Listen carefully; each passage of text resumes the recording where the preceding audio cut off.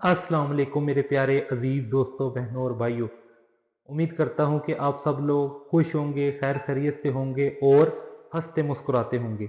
मेरे प्यारे अजीज दोस्तों, बहनों और भाइयों, आज जो मैं आप लोगों के सामने वीडियो लेकर आया हूँ, जो मैं अभी आप लोगों को दिखाऊंगा, वो वसीला और तवस्सुल के बारे में है, जो कि इंजीनियर मोहम्मद अली मिर्ज़ा हाफिज़हुल्लाह ताला की वीडियो है।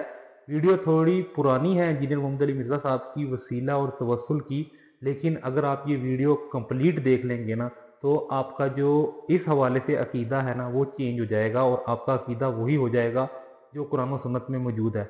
इस वीडियो के ओवरव्यू देने से पहले, इस वीडियो को दिखाने से पहले मैं ये ओवरव्यू दे दूं कि इस वीडियो में जो मेन मेन चीज़ें होंगी वो हम सब मुसलमानों को ना ज़ुबानी याद होनी चाहिए वसीले के तौर पे। अच्छा, सबसे पहले मैं आपको बता दूं कि वसीला है कौन कौन सा जायज़। तो जो कुरान और सुन्नत से हमें मिलता है कि वसीला कौन कौन सा जायज़ है, वो 3 वसीले हैं जो जायज़ है। नंबर 1, अल्लाह ताला के नामों का वसीला, यानी ऐ अल्लाह तू रहमान है, मुझ पे रहम कर। ऐ अल्लाह तू राज़िक है, रज़ाक है, मुझे रिज़्क दे। ऐ अल्लाह तू गफूर है, मुझे माफ़ कर दे, मुझे बख्श दे। ऐ अल्लाह तू गफूर और रहीम है, मुझे बख्श दे, मुझ पे रहम कर। ये अल्लाह ताला के नामों का वसीला दे सकते हैं। कुरान और सुन्नत से इसके दलाइल मिलते हैं और ये जायज़ है, इस पे किसी मसलक को कोई इतराज़ नहीं है। नंबर टू ये है कि आप अपने नेक अमाल का वसीला डाल सकते हैं। ए अल्लाह, ए मेरे प्यारे अल्लाह, अल्लाह सुबहाना व ताला, मैंने तेरी खातिर तेरी खातिर रातों को उठ उठ के सजदे किए और दुआएं मांगी, और तेरी खातिर, सिर्फ और सिर्फ तेरी खातिर मैंने बेशुमार सदका किया। तो ए अल्लाह, मेरे ये नेक अमाल मैं अपने नेक अमाल वसीले के तौर पे पेश करता हूँ, मेरा फलां काम कर दे। ये नंबर 2 वसीला जो उनसा अल्लाह सुबहाना तआला की बारगाह में देना जायज़ है, जिसके दलाइल मिलते हैं। और नंबर 3 वसीला ये है कि किसी नेक बंदे के पास जाएं जिसका अकीदा भी दुरुस्त हो और जिसे आप नेक समझते हो, और जो वाकई ही नेक हो, जिसका जो उनका गेटअप भी नेक हो, उसका उसका अमल भी नेक हो, यानी अच्छे अमाल करने वाला हो। बाकी दिलों के हाल तो अल्लाह ताला जानता है, लेकिन वो नेक हो, दुनिया उसे नेक कहती हो। उसके पास जाएं, उसे कहें कि हाथ उठा के मेरे लिए दुआ कर, मेरा फलां मसला अटका हुआ है, वो रिजॉल्व हो जाए। तो जो वो नेक बंदा आपकी हक में दुआ करेगा, तो ये तीसरा वसीला है जो आपने वसीला यूज़ किया। तो ये 3 वसीले जो उनसे हैं ना, ये बिल्कुल जायज़ हैं और इनके दलाइल भी भरपूर हैं, बेशुमार इनके दलाइल मौजूद हैं और ये कुरान और सुन्नत से साबित है। इसके अलावा कोई और वसीला जो उनसे है ना, वो साबित नहीं है। मिसाल के तौर पे लोग कहते हैं ना कि हमने ये वसीला दे दिया, तो इसमें हर्जी क्या है कि ए अल्लाह, ये तेरे नेक बंदे थे, ये इस दुनिया से चले गए, इनके वसीले से हमें ये चीज़ अता कर। भाई ठीक है, सुनने में ये कलिमात बहुत अच्छे लग रहे हैं, बहुत खूबसूरत लग रहे हैं, लेकिन ये कलिमात कुरान और सुन्नत से साबित नहीं। ना हमारे प्यारे नबी सल्लल्लाहु अलैहि वसल्लम ने इसका हुक्म दिया, ना किसी सहाबी, ना किसी तबा ताबी, ना किसी ताबी, ना किसी तबा ताबी, और ना किसी बड़े से बड़े औलिया कराम ने इस तरीके से दुआ मांगी हो कि वसीला डाला जाए इस तरीके से कि ये तेरे नेक बंदे थे, ये जा चुके हैं, अब इनके वसीले से हमें अता फरमा। ऐसा किसी ने नहीं मांगा। जो वसीले मैंने आपको बताए हैं, उन वसीलों को, अगर आप वसीलों के बहुत ज़्यादा कायल हैं ना, तो उन वसीलों को यूज़ करें। और अगर आप डायरेक्ट अल्लाह से मांगे तो ये बहुत बेहतर है, बहुत ज़्यादा बेहतर है कि अल्लाह ताला से डायरेक्ट मांगे। वसीला डाल सकते हैं, लेकिन अल्लाह ताला से डायरेक्ट मांगना बेहतर है। वो क्यों बेहतर है? क्योंकि अल्लाह सुबहाना व ताला सूरह फातिहा में क्या फरमाता है, हमने क्या कहना है, ईया का नाबुदू व ईया का नस्ताइन। ऐ अल्लाह, हम तेरी ही इबादत करते हैं और तुझ ही से मदद चाहते हैं। ठीक है, इससे हमारा अकीदा क्लियर हो गया कि हमने अल्लाह ही की इबादत करनी है और उसी से मदद मांगनी है। ठीक है, कुरान मजीद का पहला रेफरेंस। अब दूसरा रेफरेंस देता हूँ कुरान मजीद का, सूरह बकरा आयत नंबर 186। अऊज़ु बिल्लाहि मिनश शैतानिर रजीम, बिस्मिल्लाहिर रहमानिर रहीम। वा इज़ा सअलका इबादी अन्नी फ़इन्नी करीब उजीबु दावतद दाई इज़ा दान। अल्लाह सुबहाना व तआला सूरह बकरा की आयत नंबर 186 में फरमाता है, जब मेरे बंदे मेरे बारे में सवाल करें तो उन्हें कह दो ए मेरे महबूब के अल्लाह सुबहाना व तआला बहुत करीब है, जवाब देता है हर दुआ करने वाले की दुआ का, जब भी वो दुआ करे। ठीक हो गया, ये आपने सर्च करनी है सूरह बकरा की आयत नंबर 186। ना मिले तो मुझे बताइएगा कि ये हमें नहीं मिली, ये आयत मौजूद नहीं है, इसका तर्जुमा मौजूद नहीं है, अगर आपको ना मिली। ठीक है, अगर मुझसे कोई गलती हुई हो तो मुझे आगाह ज़रूर कीजिएगा। हवाला नंबर 3, ये मैं वो वीडियो के हवाले पहले ही बता रहा हूँ जो इंजीनियर मोहम्मद अली मिर्ज़ा साहब अभी आपको अपनी वीडियो में बताएंगे। हवाला नंबर 3 ये है कि सूरह नमल आयत नंबर 62, अम्मन युजीबुल मुत्तर्रा इज़ा दा व यक्शिफुस्सू व यजअलुकुम खुलफाल अर्द आइलाहुम्मा अल्लाह कलीलन मा तज़क्करून। बेकस की पुकार को जबकि वो पुकारे कौन कबूल करके सख्ती को दूर कर देता है और तुम्हें ज़मीन पर अगलों का खलीफा बनाता है। क्या अल्लाह के साथ और भी मबूद हैं? तुम बहुत कम नसीहत व इबरत हासिल करते हो। ये हो गया जी तीसरा हवाला। अल्लाह सुब्हानहू व तआला ने जो कुरान मजीद में फरमाया है, इससे हमें साफ साफ वाज़ेह हो गया कि दुआ सुनने वाला, दुआ कबूल करने वाला अल्लाह सुब्हानहू व तआला ही है और हमें अल्लाह सुब्हानहू व तआला ही से दुआ करनी चाहिए। थर्ड, वसीला जो सा है आप सल्लल्लाहु अलैहि वसल्लम के लिए जन्नत में एक जगह है जो आप सल्लल्लाहु अलैहि वसल्लम के लिए ही है। इसकी दलील क्या है? इसकी दलील है कि हम अजान के बाद जो दुआ पढ़ते हैं ना, वो दुआ है अल्लाहुम्मा रब्बा हाज़िहि दावति ताम्मा वस्सलातिल काइमा आति मुहम्मदनिल वसीलता वल फजीला वबअसहु मकामम महमूदनिल्लज़ी वअत्ता इन्नका ला तुखलिफुल मियाद। ए अल्लाह, ए इस दावत कामिल और इसके नतीजे में खड़े होने वाली नमाज के रब, तू मोहम्मद सल्लल्लाहु अलैहि वसल्लम को वसीला और फजीलत अता फरमा और उनको उस मकाम महमूद पर फाइज फरमा दे जिसका तूने उनसे वादा फरमाया है और तू वादे के खिलाफ नहीं करता। तो ये वसीले की बात इसमें भी आ गई कि वसीला हमारे प्यारे नबी सल्लल्लाहु अलैहि वसल्लम के लिए ही जन्नत में एक जगह का नाम है और ये दुआ हम अजान के बाद, दुरूद के बाद हम ये दुआ पढ़ते हैं। तो अब हमारा वसीले वाला कॉन्सेप्ट मेरी ही बातों से क्लियर हो गया होगा, आपका भी और मेरा भी। लेकिन मैं चाहता हूँ कि इंजीनियर मोहम्मद अली मिर्ज़ा साहब की ज़ुबानी ये आप पूरी की पूरी डिस्कशन सुने ताकि आपका अकीदा मज़ीद क्लियर हो जाए और आपको वसीला और तवस्सुल का जो सा कॉन्सेप्ट है वो बिल्कुल आसानी से समझ आ जाए। तो आए अब हम सबसे पहले मिलकर इंजीनियर मोहम्मद अली मिर्ज़ा साहब की ये वीडियो देखते हैं। तो ये देखिए।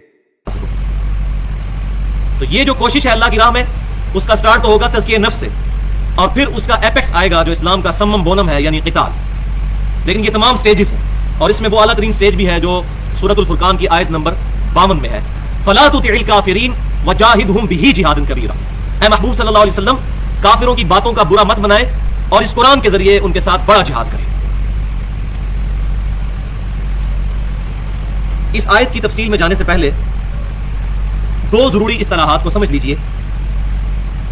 इस्तिलाह नंबर 1 है अल इस्तिमदाद, जिसको हम इस्तानत भी कहते हैं, अरबी में अल इस्तिमदाद, यानी किसी भी हस्ती को मुसीबत और परेशानी में अपनी दुआ की कबूलियत के लिए पुकारना, जो इस्लाम में सिर्फ अल्लाह ताला के साथ खास है और उसका जिक्र कुरान पाक में जो हम हर नमाज में तलावत करते हैं, इय्याका नअबुदु व इय्याका नस्तईन। ऐ अल्लाह, हम सिर्फ तेरी इबादत करते हैं और गायब में मदद के लिए, दुआ के लिए सिर्फ तुझी को पुकारते हैं।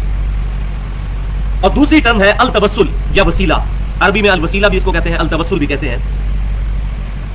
अरबी डिक्शनरी के मुताबिक किसी भी हस्ती के कुर्ब को हासिल करने के लिए जो काम किया जाता है उसको अल तवस्सुल या अल वसीला कहते हैं। और शरीयत की इस्तिलाह के अंदर अल तवस्सुल और अल वसीला वो अमल होगा, हर वो काम जो हमें अपने रब के करीब कर देगा, उसको हम कहेंगे अल तवस्सुल और अल वसीला।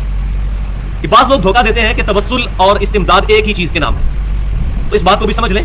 मिसाल के तौर पर अगर कोई शख्स दुआ में सैयदना अली को पुकारता है और कहता है या अली मदद, माज़अल्लाह, कि ए अली रज़ी अल्लाह तआला हो मेरी मदद फरमाइए, तो ये होगी इस्तिमदाद, गायब में मदद के लिए पुकारना। लेकिन अगर कोई शख्स यूं कहता है कि ए अल्लाह तुझे सैयदना अली का वास्ता मेरा ये मसला हल फरमा दे, यानी दुआ वो अल्लाह से करता है और वास्ता और कुर्ब का जरिया सैयदना अली को बनाता है, तो इसको कहेंगे अल तवस्सुल और वसीला। इन दोनों में जमीन आसमान का फर्क। तो पहली वाली सूरत इस्तिमदाद और दूसरी वाली सूरत अल वसीला। इस्तिमदाद जो है वो आज हमारा टॉपिक नहीं है, लेकिन मैं मुख्तसरन शुरू में ये बात कर दूं कि भाइयों, इस बात का झगड़ा नहीं है कि सैयदना अली को अल्लाह ताला ने इख्तियार दिया हुआ है या नहीं दिया हुआ, या वो अल्लाह की इख्तियार से मदद फरमा सकते हैं या नहीं फरमा सकते, ये झगड़ा ही नहीं है। झगड़ा ये है कि किसी के पास इख्तियार हो अल्लाह का दिया हुआ, तब भी उसको गायब में मदद के लिए पुकारना खालिसतन शिर्क। बारिश कौन बरसाता है? अल्लाह। ड्यूटी किसकी है? फरिश्तों की। लेकिन बारिश अगर फरिश्तों से मांगेंगे जिनको अल्लाह ने इज़्न भी दिया हुआ है, तो ये खालिसतन शिर्क हो जाए। हाँ, अल्लाह से दुआ मांगे, अल्लाह ताला किसी फरिश्ते को भेजे, किसी हवा को भेजे, बादलों को भेजे, जिन को भेजे, किसी भी चीज को भेजे, दुआ सिर्फ अल्लाह ही से। और इसी पे मेरी वो पूरी गुफ्तगू है पौने 2 घंटे की अहले सुन्नत पाक .com पर, मसला नंबर 3 के नाम से रखी हुई है, दुआ सिर्फ अल्लाह ही से। اس میں نے ڈیٹیل کے ساتھ استمداد کے ایشو کو ریزالو کیا ہے، لیکن آج وہ ٹاپک نہیں ہے، اس لیے میں اس کو اسکپ کروں گا۔ آج ہمارا جو ٹاپک ہے وہ ہے الوسیلہ کے اوپر۔ تو قرآن پاک میں الوسیلہ یا توسل کے ٹاپک پر سب سے اہم ترین آیات سورہ بنی اسرائیل کی آیت نمبر 56 اور 57 ہے، جو ہمارے پیج پہ یہ دوسرے نمبر پہ لکھی ہوئی ہے۔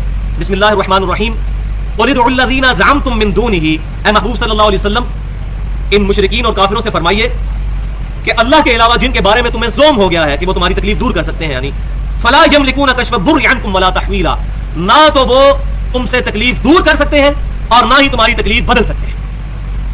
اولئک الذین یدعون یبتغون الی ربہم الوسیلہ، یہ لوگ جن کو پکار رہے ہیں اللہ کے علاوہ جن ہستیوں کو، وہ تو خود اپنے رب کے حضور وسیلہ تلاش کرتی ہیں۔ ایہم اقرب، کہ ان میں سے کون اپنے رب کے قریب ہو جائے۔ ویرجون رحمتہ، اور وہ اس کی رحمت کے امیدوار بھی رہتے ہیں۔ ویخافون عذابہ، اور اس کے عذاب سے ڈرتے بھی رہتے ہیں۔ ان عذاب ربک کان محذورا، بے شک تیرے رب کا عذاب ڈرنے کی شے ہے۔ اس آیت میں اللہ تعالیٰ نے فرمایا کہ جن ہستیوں کو اللہ کے مقابلے پر من دون ہی پکار رہے ہو مدد کے لیے، نہ وہ تکلیف دور کر سکتے ہیں نہ بدل سکتے ہیں، بلکہ وہ تو خود اللہ کے حضور الوسیلہ تلاش کر رہے ہیں۔ وہ الوسیلہ کیا ہے وہ آگے آ جائے گا انشاءاللہ تعالیٰ۔ اس آیت کے شان نزول پر صحیح بخاری اور صحیح مسلم میں متفق علیہ سیدنا ابن مسعود رضی اللہ تعالیٰ عنہ کا مبارک قول ہے کہ ابن مسعود رضی اللہ تعالیٰ عنہ کہتے ہیں کہ یہ آیت عرب کے ان مشرکین کے بارے میں نازل ہوئی کہ جو جنگلوں میں جنوں کی پناہ حاصل کیا کرتے تھے، جبکہ وہ جن خود اسلام قبول کر کے اللہ تعالیٰ کے فرما بردار بن چکے تھے اور ان کو پتہ نہیں تھا، اور یہ انہی جنوں کو مدد کے لیے پکارتے تھے۔ یہ بخاری اور مسلم دونوں میں موجود ہے کتاب التفسیر چیپٹر میں۔ تو اللہ تعالیٰ نے فرمایا کہ جن کو تم پکار رہے ہو وہ تو خود اللہ کے حضور مانگ رہے ہیں، اللہ کے حضور وسیلہ تلاش کر رہے ہیں، اور تم نے ان کو پکارنا شروع کر دیا ہے۔ لہٰذا اس آیت مبارک اور اس کی تفسیر جو بخاری اور مسلم سے میں نے بیان کی، اس سے تین رزلٹ نکلتے ہیں۔ نمبر ایک، اللہ تعالیٰ نے اس آیت مبارکہ میں اپنے علاوہ ہستیوں کو من دون ہی فرمایا ہے کہ یہ اللہ کے علاوہ ہے، اور کن ہستیوں کو؟ وہ جن جو نبی صلی اللہ علیہ وسلم پر ایمان لا چکے تھے، کم از کم صحابی تو تھے وہ، ان کو بھی من دون ہی فرمایا۔ اگرچہ اللہ کے ماننے والے حزب اللہ میں داخل ہیں، وہ من دون ہی نہیں ہے، لیکن جب توحید کی باری آئے گی تو اللہ تعالیٰ کے مقابلے پر کسی بھی ہستی کو کھڑا کیا جائے گا وہ من دون ہی ہو جائے گا، چاہے وہ کوئی جن ہو چاہے کوئی پیغمبر ہو۔ یہ اس لیکچر میں نے ڈیٹیل کے ساتھ بیان کیا ہے۔ دوسرا رزلٹ یہ کہ یہ ہستیاں تکلیف دور نہیں کر سکتی اور نہ بدل سکتی۔ ہاں اگر اللہ تعالیٰ اذن دے دے وہ معاملہ الگ ہے، کسی پیغمبر کے ذریعے کوئی معجزہ ہو جائے، جیسے نبی صلی اللہ علیہ وسلم کے پاس صحیح بخاری اور مسلم میں درجنوں احادیث ہے کہ صحابہ کرام اپنے پرابلمز لے کے آتے تھے اور اللہ تعالیٰ کی طرف سے معجزہ ظاہر ہوتا تھا اور لوگوں کی وہ تکلیفیں دور ہوتی تھیں۔ یہ ٹاپک بھی میں نے اسی الاستمداد والے حصے میں بیان کر دیا ہے پونے 2 گھنٹے کے اندر۔ لیکن کرامت کا معاملہ ڈیفرنٹ ہوگا، کرامت کسی کے اختیار میں نہیں ہوتی، وہ اللہ کا کرم ہوتا ہے۔ معجزہ بعض اوقات اللہ تعالیٰ پیغمبروں کو تفویض کر دیتا ہے، جیسا کہ داؤد علیہ السلام کے ہاتھوں پر لوہا نرم تھا، یہ اللہ نے ان کو تفویض کر دیا، جب بھی وہ لوہے کو ہاتھ لگاتے تھے وہ نرم ہو جاتا، اور بعض معجزات بھی تفویض نہیں ہوتے۔ اور تیسرا رزلٹ اس میں یہ ہے کہ جن ہستیوں کو یہ اللہ کے علاوہ پکار رہے ہیں، اللہ تعالیٰ فرما رہے ہیں وہ ہستیاں تو خود اللہ کے حضور الوسیلہ تلاش کرتے ہیں۔ وہ الوسیلہ یا التوسل وہ کون سی چیزیں ہیں؟ تو شریعت کے اندر قرآن اور سنت کی تعلیمات کی روشنی میں کل 5 چیزیں ہیں جن پر الوسیلہ کا لفظ یا التوسل کا لفظ بولا جاتا ہے۔ اس میں صحیح وسیلہ نمبر 1، خالصتاً اللہ کی رضا کے لیے کیے ہوئے اعمال، ان کا وسیلہ اللہ کے حضور پیش کرنا، یہ صحیح وسیلہ ہے، صحیح توسل ہے۔ اس کا ذکر قرآن پاک میں موجود ہے۔ یہ آیت نمبر جو 3 ہے آپ کے پاس، سورۃ البقرہ آیت نمبر 153۔ بسم اللہ الرحمن الرحیم، یا ایھا الذین آمنوا استعینوا بالصبر والصلاۃ، اے ایمان والو صبر اور نماز کے ذریعے مدد چاہو، ان اللہ مع الصابرین، بے شک اللہ تعالیٰ صبر کرنے والوں کے ساتھ۔ اس کا یہ مطلب نہیں ہے کہ المدد یا صبر یا المدد یا نماز کہو، نہیں، بالصبر والصلاۃ، صبر اور نماز کے ذریعے مدد چاہو، کس کی؟ اللہ، کیونکہ ساتھ یہ ہے ان اللہ مع الصابرین، جو صبر کرے گا اللہ تعالیٰ اس کے ساتھ ہو جائے گا، اس کی مدد فرمائے گا۔ اسی کانٹیکسٹ میں 3 احادیث انشاءاللہ تعالیٰ ہم ڈسکس کریں گے۔ پہلی حدیث صحیح بخاری اور صحیح مسلم کی متفق علیہ حدیث ہے، جو ہمارے بچپن میں کتابوں کے اندر بھی غار کا پتھر کے نام سے مشہور ایک کہانی ہوا کرتی تھی کہ اگلی امتوں میں سے 3 لوگ سفر پر نکلے اور راستے میں ان کو ایک غار کے اندر پناہ لینا پڑی سفر کے دوران۔ بائی چانس اللہ کا کرنا یہ ہوا کہ اس پہاڑ کا جو غار تھا اس کے اوپر سے ایک پتھر گرا، اس سے غار کا منہ بند ہو گیا۔ اب وہ اندر پھنس گئے، موبائل فون تو ہے نہیں تھے کہ باہر فون کرتے اور کوئی ٹرین آ جاتی ہٹا دیتی۔ تو ان تینوں نے پھر آپس میں یہ مشورہ کیا کہ ہمیں اپنے نیک اعمال کا وسیلہ اللہ کے حضور پیش کرنا چاہیے تاکہ اللہ تعالیٰ اس پریشانی میں ہماری مدد فرمائے۔ تو پہلے شخص نے یہ اللہ کے حضور دعا کی کہ اے اللہ، تجھے یہ بات معلوم ہے کہ میں اس وقت تک اپنے بیوی بچوں کو دودھ نہیں پلاتا جب تک کہ اپنے بوڑھے ماں باپ کو نہ پلا لوں، اور ایک دن ایسا ہوا کہ میں اپنے گھر میں آیا تو میرے ماں باپ سو چکے تھے اور میں ان کے سرانے پوری رات دودھ کا پیالہ لے کر کھڑا رہا یہاں تک کہ صبح ہو گئی۔ اے اللہ یہ عمل اگر خالصتاً میں نے تیری رضا کی خاطر کیا ہے اور تیری بارگاہ میں مقبول ہے تو میں اس عمل کا وسیلہ پیش کرتا ہوں, ہماری یہ مصیبت دور فرما. اس دعا کرنے سے تھوڑا سا پتھر سرک گیا, لیکن ابھی اتنی جگہ نہیں بنی تھی کہ وہ لوگ وہاں سے باہر نکل سکتے. پھر دوسرے شخص نے عرض کی کہ اے اللہ تجھے پتا ہے کہ میری ایک چچا زاد بہن تھی جس سے میں بڑی محبت کرتا تھا, ظاہر ہے گندی محبت, شادی کے بغیر, اور میں اس سے منہ کالا کرنا چاہتا تھا, اس سے برائی کرنا چاہتا تھا, لیکن وہ میرے قابو نہیں آتی تھی. ایک دفعہ قحط پڑ گیا اور وہ مجبور ہوئی تو میں نے 120 دینار کے عوض اس کے ساتھ اس کی عزت کا سودا کیا, اور جب ہم الگ ہوئے تو وہ عورت کانپنے لگ پڑی. تو میں نے اس سے پوچھا کہ تو کیوں کانپتی ہے؟ تو وہ کہنے لگی کہ مجھے اللہ کا خوف آتا ہے. تو بس میں بھی پھر تیرے خوف سے پیچھے ہٹ گیا. اے اللہ اگر یہ عمل خالصتاً میں نے تیری رضا کے لیے کیا ہے تو اے اللہ اس عمل کا وسیلہ تیری بارگاہ میں پیش کرتا ہوں, اس پتھر کو ہٹا دے. پتھر تھوڑا سا اور سرک گیا, لیکن ابھی بھی اتنا نہیں سرکا تھا کہ وہاں سے وہ ہٹ سکے. پھر تیسرے شخص نے عرض کی کہ اے اللہ تجھے خوب معلوم ہے کہ میں نے ایک ملازم اپنے پاس رکھا تھا, چاول کے چند دانوں کے عوض, مزدوری کے عوض میں اس کو چاول دیا کرتا تھا. ایک دفعہ وہ مزدوری لیے بغیر وہاں سے چلا گیا اور اس کے جو چاول تھے ان کو میں نے بویا, اس سے بڑی فصل تیار ہوئی, اور پھر اس فصل سے مجھے اتنا منافع ہوا کہ میں نے اس سے بھیڑ بکریاں اور کافی اور چیزیں خریدی, اور وہ مویشی بڑھتے ہی چلے گئے. پھر کافی عرصے بعد جب وہ میرے پاس واپس آیا تو میں نے وہ تمام بھیڑ بکریاں اور تمام چیزیں اس کے حوالے کر دی کہ یہ تیرے معاوضے سے جو چاول تھے ان سے مجھے یہ سارا نفع ہوا. اے اللہ اگر یہ عمل میں نے خالصتاً تیری رضا کے لیے کیا تو اس کی برکت سے اس پتھر کو ہٹا دے. پھر وہ پتھر مزید ہٹا اور ان کے لیے راستہ بن گیا. یہ صحیح بخاری اور صحیح مسلم کی متفق علیہ حدیث ہے, جس سے یہ بات پتہ چلی کہ نیک اعمال کا وسیلہ اللہ کے حضور پیش کرتے رہنا چاہیے, جو خالصتاً اللہ کے لیے کیے ہوں, ریاکاری کے لیے نہیں. دوسری حدیث صحیح بخاری میں کتاب الرقاق چیپٹر میں انٹرنیشنل نمبرنگ کے مطابق, چونکہ یہ انپورٹنٹ احادیث جو ہوں گی میں ان کے انٹرنیشنل نمبرنگ بھی بتاؤں گا, 6502 نمبر حدیث. یہ بڑی مشہور حدیث ہے اور اس کو مس یوز بھی کیا جاتا ہے.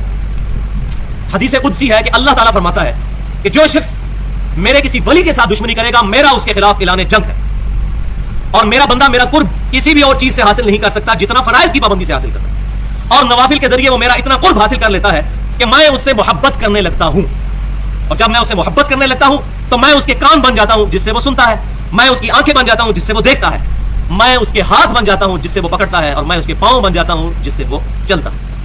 بس اتنی حدیث بیان کرتے ہیں, اس کے بعد کہتے ہیں دیکھو جی اولیاء اللہ کے ہاتھ پاؤں تو اللہ بن گئے, معاذ اللہ. حلولیہ کا عقیدہ, اس کو میں نے ڈیٹیل کے ساتھ ایڈریس کیا ہے اسی مسئلہ نمبر 3 کے اندر, استمداد پر دعا صرف اللہ ہی سے. لیکن آج میں ضمن تھوڑا سا اس کا ذکر ساتھ کروں گا. اس حدیث کا اگلا پورشن پڑھتے ہی نہیں, اس میں الفاظ یہ ہیں کہ پھر میرا بندہ جب مجھ سے دعا کرتا ہے میں اس کی دعا قبول کرتا ہوں, اور جب مجھ سے پناہ طلب کرتا ہے اپنے کسی دشمن کے خلاف تو میں اس کو پناہ بھی عطا فرماتا ہوں. یعنی وہ شخص خود خدا کی صفات کا حامل نہیں بن جاتا, بلکہ اللہ کا اتنا قرب اس کو حاصل ہو جاتا ہے کہ اس کی دعا اللہ کی بارگاہ میں قبول ہوتی ہے. یہ مطلب ہے جس کو اردو میں بھی کہا جاتا ہے کہ فلاں شخص کا اوڑھنا بچھونا ہی اللہ کی ذات ہے. ہمارے محبوب صلی اللہ علیہ وسلم کے بارے میں بھی آیا, قل ان صلاتی و نسکی و محیای و مماتی للہ رب العالمین. اے محبوب صلی اللہ علیہ وسلم آپ فرما دیجئے بے شک میری نماز, میری قربانی, میرا جینا, میرا مرنا سب کچھ اللہ ہے. اور وہ آپ دیکھ لیں کہ آپ صلی اللہ علیہ وسلم جب کبھی صبح اٹھتے اللہ کا ذکر, الحمدللہ الذی احیانا بعد ما اماتنا و الیہ النشور, صحیح بخاری کے اندر حدیث شریف موجود ہے. اس کے بعد گھر سے نکلتے بسم اللہ توکلت علی اللہ, کوئی بھی کام شروع کرتے بسم اللہ الرحمن الرحیم. ٹوائلٹ میں جاتے صحیح بخاری میں موجود ہے اللہم انی اعوذ بک من الخبث والخبائث. ٹوائلٹ سے باہر نکلتے سنن ابی داؤد و ترمذی کے اندر موجود ہے غفرانک. رات کو سونے لگتے تو صحیح بخاری میں موجود ہے اللہم بسمک اموت و احیا. تو ہر لمحہ الذین یذکرون اللہ قیاما وقعودا وعلی جنوبہم, کھڑے بیٹھے اٹھتے بیٹھتے کروٹوں پر لیٹے اللہ کا ذکر. یہ ہے ہاتھ بن جاتا ہوں, پاؤں بن جاتا ہوں, کان بن جاتا ہوں, آنکھیں بن جاتا ہوں. تیسری حدیث صحیح مسلم میں انٹرنیشنل نمبرنگ کے مطابق کتاب الصلاۃ چیپٹر میں 1094 نمبر حدیث. امام کائنات صلی اللہ علیہ وسلم کو ایک صحابی وضو کروایا کرتے تھے سیدنا ربیعہ رضی اللہ تعالیٰ عنہ. ایک دن دریائے رحمت جوش میں آیا, بلکہ سمندر رحمت جوش میں آیا. آپ صلی اللہ علیہ وسلم نے فرمایا سل ربیعہ, مانگ ربیعہ کیا مانگتا ہے؟ تو ربیعہ نے عرض کیا اللہ کے رسول صلی اللہ علیہ وسلم میں آپ سے جنت میں آپ کا پڑوس مانگتا ہوں. تو نبی صلی اللہ علیہ وسلم نے فرمایا اس کے علاوہ بھی کچھ اور مانگ لے. تو انہوں نے عرض کی کہ اللہ کے رسول صلی اللہ علیہ وسلم اس کے علاوہ کچھ نہیں چاہیے, اور ظاہر ہے اس کے علاوہ کیا چاہیے؟ جنت بھی اور پڑوس بھی آپ صلی اللہ علیہ وسلم کا.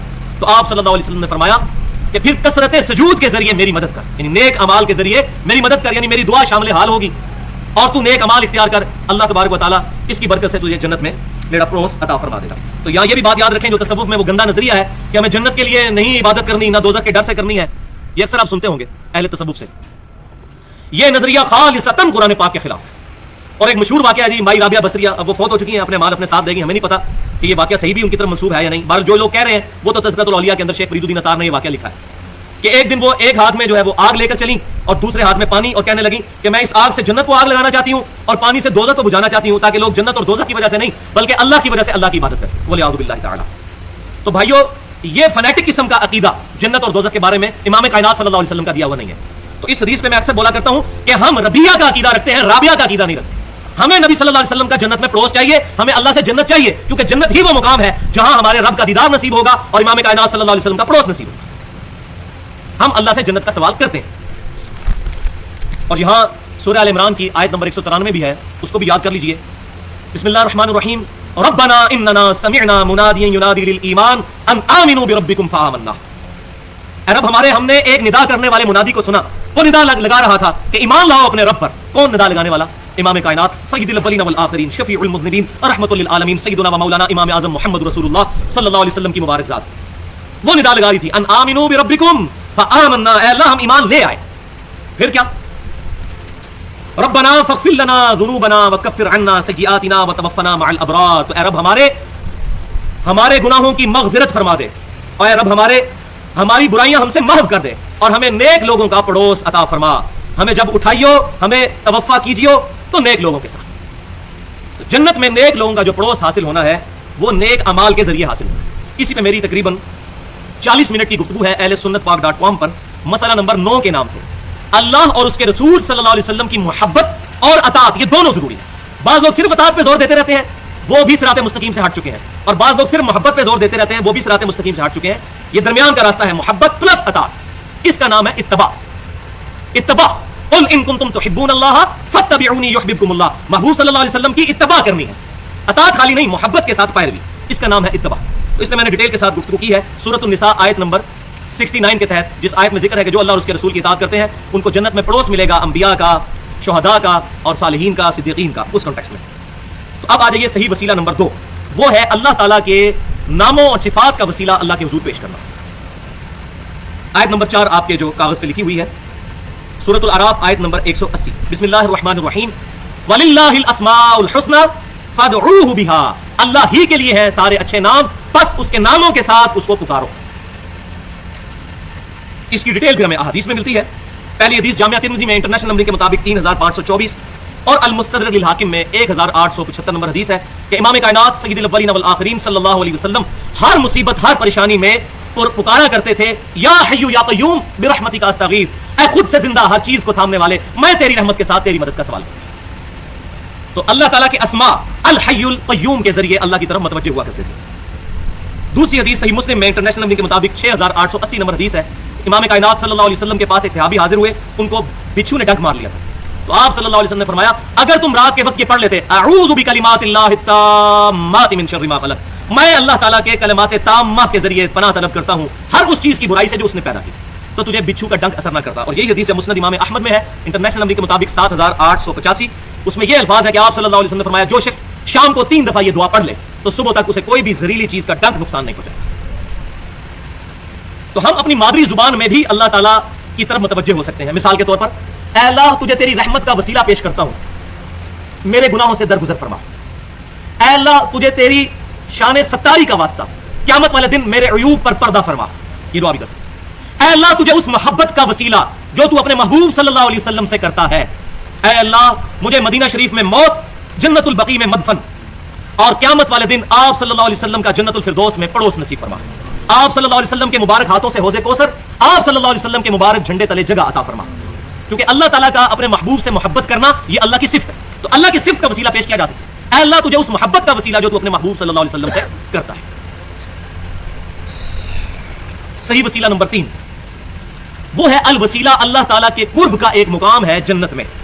صحیح بخاری اور صحیح مسلم کی متفق علیہ حدیث ہے کہ اللہ تعالیٰ کے قرب کا بلند ترین مقام جنت میں الوسیلہ ہے, جو اس کائنات میں ایک شخص کو ملے گا, اور میں اللہ سے امید کرتا ہوں وہ شخص میں ہوں گا. آپ صلی اللہ علیہ وسلم نے فرمایا. اور پھر صحیح مسلم میں الفاظ ہے کہ آپ صلی اللہ علیہ وسلم نے فرمایا جو شخص اذان سنے پھر اذان کا جواب دے, یعنی وہی کلمات ریپیٹ کرے مؤذن والے سوائے حی علی الصلاۃ حی علی الفلاح کے, اس کے جواب میں لا حول ولا قوت الا باللہ کہنا ہے, باقی وہی کلمات ہیں. اور پھر مجھ پر درود شریف پڑھے, تو جو ایک دفعہ درود شریف پڑھے گا اللہ اس پر 10 رحمتیں نازل فرمائے گا, اور پھر اللہ کے حضور میرے لیے الوسیلہ کی دعا مانگے. اور یہ حصہ صحیح بخاری میں بھی موجود ہے. 3 کام کرنے ہیں, اذان کا جواب, درود شریف اور الوسیلہ والی دعا مانگنی ہے.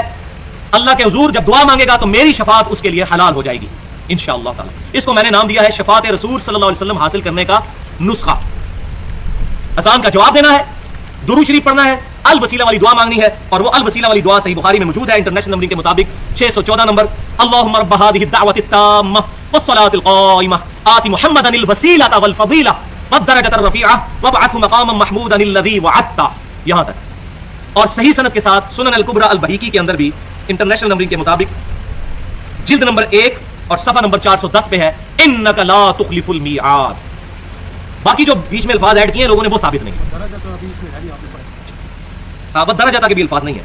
اللہم رب هذه الدعوة التامة والصلاة القائمة آت محمدا الوسیلة والفضیلة وابعثه مقاما محمودا الذی وعدته، یہ الفاظ. باقی یہ درجہ اور باقی جو الفاظ ہیں وہ میں نے کچھ احادیث کی کتابوں میں دیکھے ہیں لیکن ان کی سند صحیح نہیں، لیکن الفاظ ضرور موجود ہے لیکن ان کی سند صحیح نہیں. صحیح سند کے ساتھ صحیح بخاری میں اور سنن الکبری البہیقی کے اندر انک لا تخلف المیعاد کے ساتھ موجود ہے. یہاں پر میرے ایمان کا تقاضا ہے کہ میں وہ حدیث بھی بیان کروں، صحیح بخاری اور صحیح مسلم کی متفق علیہ حدیث ہے جو تمام کتب حدیث میں موجود ہے، حدیث شفاعت، کہ آپ صلی اللہ علیہ وسلم نے فرمایا جانتے ہو میں تمام اولاد آدم کا سردار ہوں.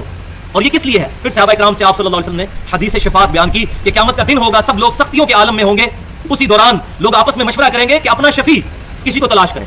تو سب کے سب لوگ جمع ہو کر سیدنا آدم علیہ السلام کے پاس جائیں گے اور کہیں گے کہ اے آدم علیہ السلام، اللہ تعالیٰ نے آپ کو اپنی قدرت کے ہاتھوں کے ساتھ جو اللہ تعالیٰ کی شان کے لائق ہے پیدا فرمایا، اور آپ پہلے انسان ہیں اس روئے ارض پہ، آپ اللہ کے حضور سفارش کریں. تو آدم علیہ السلام عرض کہ اے لوگوں، مجھے آج اپنی غلطی اللہ کے حضور یاد آ رہی ہے کہ جو مجھ سے غلطی ہوئی، اجتہادی غلطی یا اس کو لفظ کہہ لیں، گناہ کا لفظ ہم انبیاء کے لیے نہیں بولتے. تم نوح علیہ السلام کے پاس جاؤ. وہ نوح علیہ السلام کے پاس آئیں گے اور پھر اسی طریقے سے ان کی بھی تعریف کریں گے. تو نوح علیہ السلام کہیں گے کہ آج مجھے اپنی غلطی یاد آ رہی ہے کہ میں نے اپنے کافر بیٹے کے حق میں دعا کی تھی. تم ابراہیم علیہ السلام کے پاس چلے جاؤ. جب ان کے پاس جائیں گے تو وہ کہیں گے کہ میں نے بھی دنیا میں توریتاً 3 دفعہ توریہ کیا تھا، جس کو ہم جھوٹ کہتے ہیں لیکن توریہ کا لفظ زیادہ مناسب. مجھے اپنی وہ غلطیاں یاد آ رہی ہیں. تم سیدنا موسیٰ علیہ السلام کے پاس چلے جاؤ. موسیٰ علیہ السلام کہیں گے آج مجھے اپنی غلطی یاد آ رہی ہے کہ مجھ سے ایک قتل ناحق ہو گیا تھا غلطی کے ساتھ. تم عیسیٰ بن مریم کے پاس چلے جاؤ. عیسیٰ بن مریم کے پاس جب لوگ جائیں گے علیہ السلام تو وہ کہیں گے آج ایک شخص ہے جس کے ہاتھ پر شفاعت کا دروازہ کھلے گا. تم محمد صلی اللہ علیہ وسلم کے پاس چلے جاؤ. تو سب لوگ محمد صلی اللہ علیہ وسلم کی خدمت میں حاضر ہوں گے. تو آپ صلی اللہ علیہ وسلم پھر فرمائیں گے انا لہا، میں ہی ہوں، آج میں ہی ہوں. اور نبی کہیں گے اذهبوا الی غیری، میرے حضور کے زبان پر انا لہا ہوگا. یہ شاعر نے بڑی زبردست بات اس حدیث کی ٹرانسلیشن کی ہے. احمد بریلوی صاحب کا بھی ایک شعر ہے، وہ جہنم میں گرا ان سے جو مستغنا ہوا، ہے خلیل اللہ کو حاجت رسول اللہ کی. اور یہ بخاری مسلم کے الفاظ ہے، قیامت والے دن ابراہیم علیہ السلام سمیت تمام لوگ میری طرف متوجہ ہوں گے شفاعت کے لیے. اسی کی ٹرانسلیشن امام احمد بریلوی صاحب نے کی ہے، وہ جہنم میں گرا ان سے جو مستغنا ہوا، ہے خلیل اللہ کو حاجت رسول اللہ کی صلی اللہ علیہ وآلہ وسلم. اچھی بات کسی کی بھی ہے وہ کوٹ کرنی چاہیے، باقی جو ہمیں ان سے اختلاف ہے وہ اپنی جگہ پہ ہے. یہاں پر ایک چیز میں پہلے ایڈریس کر دوں. اسی حدیث کے آخری الفاظ ہیں بخاری مسلم کے کہ آپ صلی اللہ علیہ وسلم نے پھر سورہ بنی اسرائیل کی آیت نمبر 79 تلاوت فرمائی اور کہا کہ قرآن پڑھ کے دیکھ لو کہ مجھے شفاعت کا اذن ملنے والا ہے. عسیٰ ان یبعثک ربک مقاما محمودا، اے محبوب صلی اللہ علیہ وسلم قریب ہے کہ ہم آپ کو اس مقام پر فائز کریں گے جہاں آپ محمود ہوں گے. لوگوں کے تمام لوگ آپ کی حمد کریں گے، آپ کی تعریف بیان کریں گے. مقام محمود ایسا مقام جہاں نبی صلی اللہ علیہ وسلم کی حمد کی جائے گی. محمود جس کی حمد کی گئی، لوگ تعریف کریں، وہ مقام محمود آپ صلی اللہ علیہ وسلم کو ملے گا. لیکن یہاں بات یاد رکھیں، صحیح بخاری اور مسلم کی متفق علیہ حدیث ہے کہ امام کائنات صلی اللہ علیہ وسلم نے ارشاد فرمایا کہ اللہ تعالیٰ نے تمام انبیاء کو ایک ایک مقبول دعا دی تھی. تمام نبیوں نے اپنی دعائیں اسی دنیا میں کر لی اور میں نے اپنی دعا اپنی امت کے لیے سنبھال کر رکھی ہے. میں اس دعا سے قیامت والے دن اپنی امت کی شفاعت کروں گا اور میری شفاعت سے میرے ہر امتی کو نفع پہنچے گا سوائے اس شخص کے جس نے اللہ کے ساتھ کسی قسم کا شرک کیا ہوا. مشرک کی شفاعت نہیں، موحد کی ہوگی، کیونکہ شرک is the most sensitive issue in the sight of اللہ. اللہ کے حضور سب سے حساس معاملہ شرک ہے. کیٹیگوریکل قرآن پاک میں 2 دفعہ مینشن ہے، ان اللہ لا یغفر ان یشرک بہ ویغفر ما دون ذلک لمن یشاء. بے شک اللہ اس گناہ کو کبھی معاف نہیں کرے گا کہ اللہ کے ساتھ کسی نے شرک کیا، اس کے علاوہ جتنے گناہ ہیں جس کے لیے چاہے گا معاف فرما دے. اور پھر اس کا کلائمیکس ہے سورۃ المائدہ کی آیت نمبر 72، انہ من یشرک باللہ فقد حرم اللہ علیہ الجنہ ومأواہ النار وما للظالمین من انصار. بے شک جو کوئی اللہ کے ساتھ شرک کرے گا اللہ نے جنت اس پر حرام کر دی ہے، اس کا وہاں پر ٹھکانہ دوزخ ہوگا اور وہاں اس کا کوئی مددگار نہیں ہوگا. حتیٰ کہ امام کائنات صلی اللہ علیہ وسلم بھی اس کی شفاعت نہیں فرمائیں گے. وہ حدیث ہم سن چکے. تو مسئلہ شفاعت کے اوپر میں نے 35 منٹ گفتگو کی ہے اہل سنت پاک .com پر، مسئلہ نمبر 4 کے نام سے. وہ ڈیٹیل سے سن سکتے ہیں، اس میں جو اختلافی موضوعات ہیں. جب آیت الکرسی میں من ذا الذی یشفع عنده الا باذنہ پورشن آیا تھا آیت الکرسی کا، تو اس میں نے یہ چیز ایڈریس کی تھی. اب صحیح وسیلہ نمبر 4، یہ بڑا اٹینٹو ہو کر سننے والا وسیلہ ہے. یہ بہت اہم ہے، اس پہ بڑی توجہ کرنی ہے ورنہ بات سمجھ نہیں آئے گی. یہ بڑی کڑوی گولیاں ہیں، اس میں کڑوی گولیاں. اور وہ ہے صرف اور صرف امام کائنات سید الاولین والآخرین، امام الانبیاء والمرسلین، شفیع المذنبین رحمت للعالمین، سیدنا و مولانا امام اعظم محمد رسول اللہ صلی اللہ علیہ وسلم کے مصدقہ تبرکات سے اللہ کا قرب تلاش کرنا. حضور کے جو تبرکات ہیں لیکن صرف آپ صلی اللہ علیہ وسلم کے، اور کسی ہستی کے نہیں، ان سے اللہ کا قرب تلاش کرنا، یہ بھی صحیح وسیلہ نمبر 4 ہے۔ اتھینٹک ہونے چاہیے آپ صلی اللہ علیہ وسلم کے تبرکات۔ اب چونکہ یہ بڑا اہم موضوع ہے، اس میں بعض احادیث ایسی ہوں گی جو بعض لوگوں کو معیوب لگیں گی، فرقہ واریت کی وجہ سے یہ چیزیں بیان نہیں ہوتی، ہمارے بریلوی مکتب فکر کے لوگ تو یہ باتیں بیان کرتے ہیں، لیکن باقیوں کی طرف اس کا فقدان ہے۔ تو جو بات احادیث میں آ گئی صحیح بخاری اور صحیح مسلم میں، وہ کسی کی بھی سپورٹ میں جاتی ہو، ہم نے اپنا قبلہ درست کرنا ہے، تو جس کی جو اچھی بات ہے وہ ماننی چاہیے۔ تو بریلوی مکتب فکر کے لوگوں میں تو یہ حدیث عام ہے، لیکن اہل دیوبند کے اندر اور باقی جو دوسرے ہیں ان کے اندر یہ چیزیں ذرا ان کا فقدان ہے۔ تو اس میں پہلی حدیث صحیح بخاری میں کتاب الشروع چیپٹر میں انٹرنیشنل نمبرنگ کے مطابق 2731 اور 2732، اور وہ بیان ہے صلح حدیبیہ کے موقع پر سیدنا عروہ بن مسعود رضی اللہ تعالیٰ عنہ، جو اس وقت مسلمان نہیں ہوئے تھے لیکن بعد میں مسلمان ہو گئے، وہ کافروں کی طرف سے ایجنٹ بن کر آئے تھے آپ صلی اللہ علیہ وسلم کے ساتھ معاہدہ کرنے کے لیے۔ پھر جو کچھ انہوں نے وہاں دیکھا وہ وجد امیز منظر، کنکھیوں سے یوں چھپ کے نبی صلی اللہ علیہ وسلم کو دیکھتے تھے، اور جب وہ واپس گئے کافروں کے اندر تو ان کو جا کر کہا کہ اے لوگوں، میں بڑے بڑے بادشاہوں کے دربار میں گیا، میں کیسر و کسرا اور نجاشی کے دربار میں گیا، میں نے کسی بھی شخص کے درباریوں کو اس کی اتنی عزت کرتے ہوئے نہیں دیکھا جتنا محمد صلی اللہ علیہ وسلم کے اصحاب آپ صلی اللہ علیہ وسلم کی عزت کرتے ہیں۔ اللہ کی قسم میں نے یہ دیکھا کہ آپ صلی اللہ علیہ وسلم جب وضو فرماتے ہیں تو صحابہ کرام علیہم رضوان آپ صلی اللہ علیہ وسلم کے وضو کا پانی نیچے نہیں گرنے دیتے، حتیٰ کہ آپ صلی اللہ علیہ وسلم کا تھوک مبارک اور بلغم بھی شریف بھی کسی صحابی کے ہاتھوں پر ہی گرتا ہے، اور قریب ہے کہ وہ اس بلغم شریف کو حاصل کرنے کے لیے آپس میں لڑ پڑے، اور اگر کسی کو وہ چیز نہیں ملتی تو دوسرے کے ہاتھوں سے لے کر اپنے چہرے پر مل لیتا ہے۔ اور جب آپ صلی اللہ علیہ وسلم گفتگو کرتے ہیں تو وہ خاموشی کے ساتھ تعظیماً نظریں جھکا کر آپ صلی اللہ علیہ وسلم کے سامنے بیٹھتے ہیں، اور آپ صلی اللہ علیہ وسلم کے روب کی وجہ سے نگاہیں اٹھا کے آپ کے چہرے مبارک کی طرف نہیں دیکھتے۔ ایسی تعظیم میں نے کسی کی نہیں دیکھی۔ تو یہاں سے ثابت ہوا کہ آپ صلی اللہ علیہ وسلم کے تبرکات، آپ صلی اللہ علیہ وسلم کے وضو کا پانی، اس سے صحابہ کرام علیہم رضوان اللہ کا قرب تلاش کیا کرتے تھے، ظاہر اللہ کی رضا کی خاطر کرتے تھے۔ بلکہ صحیح مسلم میں موجود ہے کہ فجر کی نماز کے بعد اہل مدینہ اپنے غلاموں کو بھیجتے تھے، اور وہ اپنے اپنے برتن لے کر حضور کے پاس آتے تھے، تو آپ صلی اللہ علیہ وسلم اپنا دست شفقت اس کے اندر ڈال دیا کرتے تھے، اور پھر وہ جا کر اپنے گھر والوں کو پلایا کرتے تھے۔ اور انس بن مالک کہتے ہیں کہ اللہ کی قسم آپ صلی اللہ علیہ وسلم اتنے شفیق تھے کہ سخت سردیوں میں بھی جب ٹھنڈا پانی بھی آتا تو آپ صلی اللہ علیہ وسلم ٹھنڈے پانی میں بھی اپنے ہاتھ ڈال دیا کرتے، اتنی شفقت فرمایا کرتے۔ اللہم صلی علی محمد وعلی آل محمد۔ دوسری حدیث صحیح مسلم میں ہے 6056 نمبر حدیث انٹرنیشنل نمبر کے مطابق کتاب الفضائل چیپٹر میں، ام سلیم رضی اللہ تعالی عنہا آپ صلی اللہ علیہ وسلم کے پاس آئیں، آپ صلی اللہ علیہ وسلم سوئے ہوئے تھے، یہ ایک بوڑھی عورت تھی، جب آپ سوتے تھے تو آپ صلی اللہ علیہ وسلم کو کثرت سے پسینہ آتا تھا، تو انہوں نے ایک چوڑے منہ والا برتن لیا اور آپ صلی اللہ علیہ وسلم کے مبارک ماتھے سے پسینے کو صاف کر کے اس میں جمع کرنا شروع کیا۔ اسی دوران آپ صلی اللہ علیہ وسلم کی آنکھ کھل گئی تو آپ صلی اللہ علیہ وسلم نے پوچھا یہ کیا کر رہی ہو؟ تو انہوں نے عرض کی کہ اللہ کے رسول صلی اللہ علیہ وسلم آپ کا پسینہ مبارک بہترین خوشبو ہے، اور ہم اپنی خوشبو میں اسے ملاتے ہیں، اور آپ صلی اللہ علیہ وسلم کے پسینے مبارک سے اپنے بچوں کے لیے تبرک حاصل کرتے ہیں۔ یہ الفاظ موجود ہے صحیح مسلم میں، تبرک، ہمارے بچوں کے لیے یہ تبرک ہے۔ تو آپ صلی اللہ علیہ وسلم نے فرمایا تم نے اچھا کام کیا، مور بھی لگا دی۔ تیسری حدیث صحیح بخاری میں ہے انٹرنیشنل نمبر کے مطابق 5896 نمبر حدیث، ام المؤمنین سیدتنا ام سلمہ رضی اللہ تعالی عنہا کے پاس لوگ اپنے برتن پانی والے بھجوایا کرتے تھے، ان کے پاس ایک چھوٹے سے برتن میں نبی صلی اللہ علیہ وسلم کے مبارک بالوں کا گچھا تھا، تو وہ اس برتن کو اس پانی والے برتن میں ڈال کر گھول دیا کرتی تھی لوگوں کے شفا کے لیے، آپ صلی اللہ علیہ وسلم کے بال مبارک۔ یہ صحیح بخاری کے اندر موجود ہے۔ یہ تو تھے آپ صلی اللہ علیہ وسلم کے ڈائریکٹ تبرکات۔ اب انڈائریکٹ تبرکات، چوتھی حدیث صحیح مسلم سے انٹرنیشنل نمبر کے مطابق 5409 نمبر حدیث، اسماء بنت ابی بکر رضی اللہ تعالی عنہا جو سیدہ عائشہ کی بہن تھی، انہوں نے نبی صلی اللہ علیہ وسلم کا ایک کرتا نکالا اور پھر فرمایا کہ یہ کرتا سیدہ عائشہ کے پاس تھا، ان کی وفات کے بعد میں نے لے لیا۔ آپ صلی اللہ علیہ وسلم اس کو پہنا کرتے تھے اور اس پر گوٹ بھی لگی ہوئی تھی، یعنی کڑھائی بھی ہوئی تھی، دامن کے اوپر بھی اور چاک وغیرہ کے اوپر بھی کڑھائی بھی ہوئی تھی۔ آپ صلی اللہ علیہ وسلم اس کو پہنا کرتے تھے اور ہم اس کا دھون مریضوں کو شفا کے طور پر پلاتے ہیں، یعنی اس پانی میں اس کو ڈال کر کرتے کو اس مبارک کرتے سے جو ہے وہ تبرک حاصل کرتے ہیں۔ الحمدللہ، کاش ہمیں بھی آپ صلی اللہ علیہ وسلم کے اتھینٹک تبرکات مل جائیں تو ہمارے لیے بھی سعادت ہو، لیکن آج کل لوگوں نے کمائی کے لیے اکثر جعلی قسم کے تبرکات بنائے ہوئے ہیں۔ لیکن اگر کوئی تبرک لے آئے تو ہم نہ اس کی نفی کرتے ہیں نہ تصدیق کرتے ہیں، کیونکہ اگر صحیح ہوئے تو پھر ہم گنہگار ہوں گے، تو نہ تصدیق کریں اور نہ اس کی تردید کریں۔ پانچویں حدیث صحیح بخاری میں پورا ایک چیپٹر ہے، پورا چیپٹر کتاب الصلاۃ چیپٹر میں انٹرنیشنل نمبرنگ کے مطابق 10 حدیثیں ہیں 483 نمبر سے لے کر 492 نمبر پر، اور امام بخاری نے اس پر ہیڈنگ باندھی ہے کہ نبی صلی اللہ علیہ وسلم کی نماز کی جگہوں کو، جہاں آپ صلی اللہ علیہ وسلم نے نماز پڑھی ہوئی ہے ان جگہوں کو ڈھونڈ ڈھونڈ کر وہاں پر نماز پڑھنا، اور پھر 10 احادیث لے کے آئے ہیں جس میں ابن عمر رضی اللہ تعالی عنہما کا عمل ہے۔ سبحان اللہ، ابن عمر رضی اللہ تعالی عنہما سفر حج کے دوران، یہ 10 احادیث کا میں خلاصہ پیش کر رہا ہوں، سفر حج کے دوران جب اکیلے آپ صلی اللہ علیہ وسلم کے بعد جب گئے تو وہ ان جگہوں کو تلاش کرتے تھے جہاں آپ صلی اللہ علیہ وسلم نے اپنے سفر حج میں نماز پڑھی تھی۔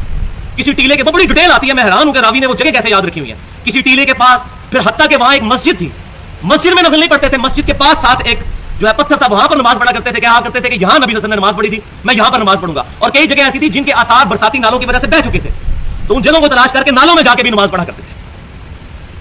تو یہ ہے محبت کے رنگ جو سیدنا ابن عمر رضی اللہ تعالی عنہما کا عمل ہے، یعنی آپ صلی اللہ علیہ وسلم کی نماز پڑھنے کی جگہوں کو تبرک سمجھنا اور وہاں پر جا کر نماز پڑھنا. لیکن اب یہاں پر دو پینڈولم کی ایکسٹریمز آ گئی ہیں، ان کو سمجھ لیں. ایک پینڈولم کی ایکسٹریم پہ وہ ظالم لوگ ہیں جنہوں نے آپ صلی اللہ علیہ وسلم کے تبرکات کو بنیاد بنا کر آپ کے بعد اور اپنے بزرگوں، جوگیوں اور صوفیوں اور اپنے علماء کے تبرکات کو بھی جو ہے وہ برکت کا ذریعہ بنانا شروع کر دیا. جی یہ پاک پتن میں بہشتی دروازہ ہے، جی یہ بڑی امام کے چلے کی جگہ، جی یہاں فلاں کام ہوا کرتا تھا، یہاں فلاں بزرگ بیٹھا کرتے تھے، یہ فلاں چیز ہوا کرتی تھی. نبی صلی اللہ علیہ وسلم کے معاملات کو اپنے بزرگوں پر، جوگیوں پر پورٹریٹ کر دیا. سخت گستاخی. شاہ اللہ صرف وہی ہوں گے کہ جن کو اللہ اس کے محبوب صلی اللہ علیہ وسلم شاہ اللہ ڈکلیئر کریں گے یا صحابہ کرام علیہم رضوان کا اس پر عمل ہوگا، اس کے علاوہ نہیں. ہاں جنتی ٹکڑا ہے لیکن پاک پتن میں نہیں. وہ صحیح بخاری اور مسلم کی متفق علیہ حدیث ہے کہ میرے گھر سے لے کر میرے منبر تک ریاض الجنہ ہے، جنت کے ٹکڑوں میں سے ایک ٹکڑا. اور امام بخاری نے اس پہ باب باندھا ہے کہ نبی صلی اللہ علیہ وسلم کی قبر مبارک سے لے کے آپ صلی اللہ علیہ وسلم کے منبر تک جنت کا ٹکڑا ہے. قبر کا لفظ لکھا ہے امام بخاری نے، کیونکہ آپ صلی اللہ علیہ وسلم کی قبر مبارک اور سیدنا ابو بکر عمر رضی اللہ تعالیٰ عنہ کی قبریں آج اس جنتی ٹکڑے میں، اس لیے امام بخاری نے قبر کی ہیڈنگ بنائی ہے، قبر سے لے کر منبر تک. تو یہ ہے ایک ایکسٹریم کے ان چیزوں کے ساتھ ساتھ اپنے بزرگوں کی چیزوں کو جو ہے وہ بھی شاہ اللہ ڈکلیئر کر کے ان کا احترام کرنا شروع کر دینا. اور دوسری طرف وہ ایکسٹریم ہے جو امام ابن تیمیہ المتوفا 728 ہجری اور ان کے چند فالوورز نے، میں تمام اہل حدیث کی بات نہیں کر رہا، ان کے چند فنیٹک قسم کے جو مقلدین ہیں انہوں نے گستاخانہ رویہ اختیار کیا اور معاذ اللہ سیدنا ابن عمر رضی اللہ تعالیٰ عنہ کے اس عمل کو بدعت قرار دیا.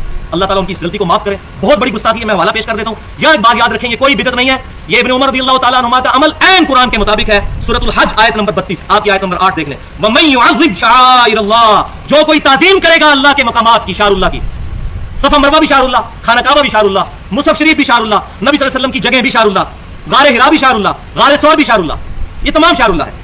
فَإِنَّهَا مِن تَقْوَى الْقُلُوبِ، تو بے شک یہ دلوں کے تقوی میں سے. متقی شخص شاہ اللہ کی عزت کرے. تو ابن عمر سے بڑھ کر کون متقی ہوگا؟ بخاری اور مسلم کی متفق علیہ حدیث ہے، عبداللہ بن عمر رجل صالح، عبداللہ بن عمر نیک مرد ہے. نبی صلی اللہ علیہ وسلم کی مہر ہے عبداللہ بن عمر پر رضی اللہ تعالی عنہما. تو امام نے تیمیہ نے یہ جو نظریہ بغیم بینہ ان کی وجہ سے اڈاپٹ کیا، زدم زدہ. جب اس طرح لوگ صوفیوں کے ایکسٹریم میں گئے، ان کو غصہ آیا، وہ دوسری ایکسٹریم پہ چلے گئے اور اپنا نقصان کیا. اللہ تعالیٰ ان کو معاف کرے. ان کی کتاب ہے اقتداء صراط مستقیم، مشہور کتاب ہے جو ان سے ثابت ہے، اور پاکستان میں جو دارالسلام والے ہیں پوری دنیا میں یہ کتاب چھاپ رہے ہیں، اردو ترجمے کے ساتھ، اہل حدیث کے ترجمے کے ساتھ چھپ چکی ہے. اور مکتبۃ شاملہ میں 390 نمبر صفحہ ہے جس پر انہوں نے لکھا ہے، یا ان کے الفاظ میں پڑھ کے سنانے لگا ہوں، کہ اگر نبی صلی اللہ علیہ وسلم کی نماز کی جگہوں پر نماز پڑھنا کوئی نیکی کا کام ہوتا یا اچھائی کا کام ہوتا، مستحب کا لفظ انہوں نے استعمال کیا ہے، کہ یہ کوئی اچھائی کا کام ہوتا تو خلفائے راشدین بھی کر لیتے. پھر وہ کہتے ہیں کہ خلفائے راشدین سے یہ ثابت نہیں، یہ سیدنا ابن عمر رضی اللہ تعالیٰ عنہما سے ثابت ہے، جبکہ نبی صلی اللہ علیہ وسلم نے ہمیں حکم فرمایا کہ علیکم بسنتی وسنت الخلفاء الراشدین المہدیین، کہ تم پر میری اور میرے خلفائے راشدین کی سنت لازم ہے.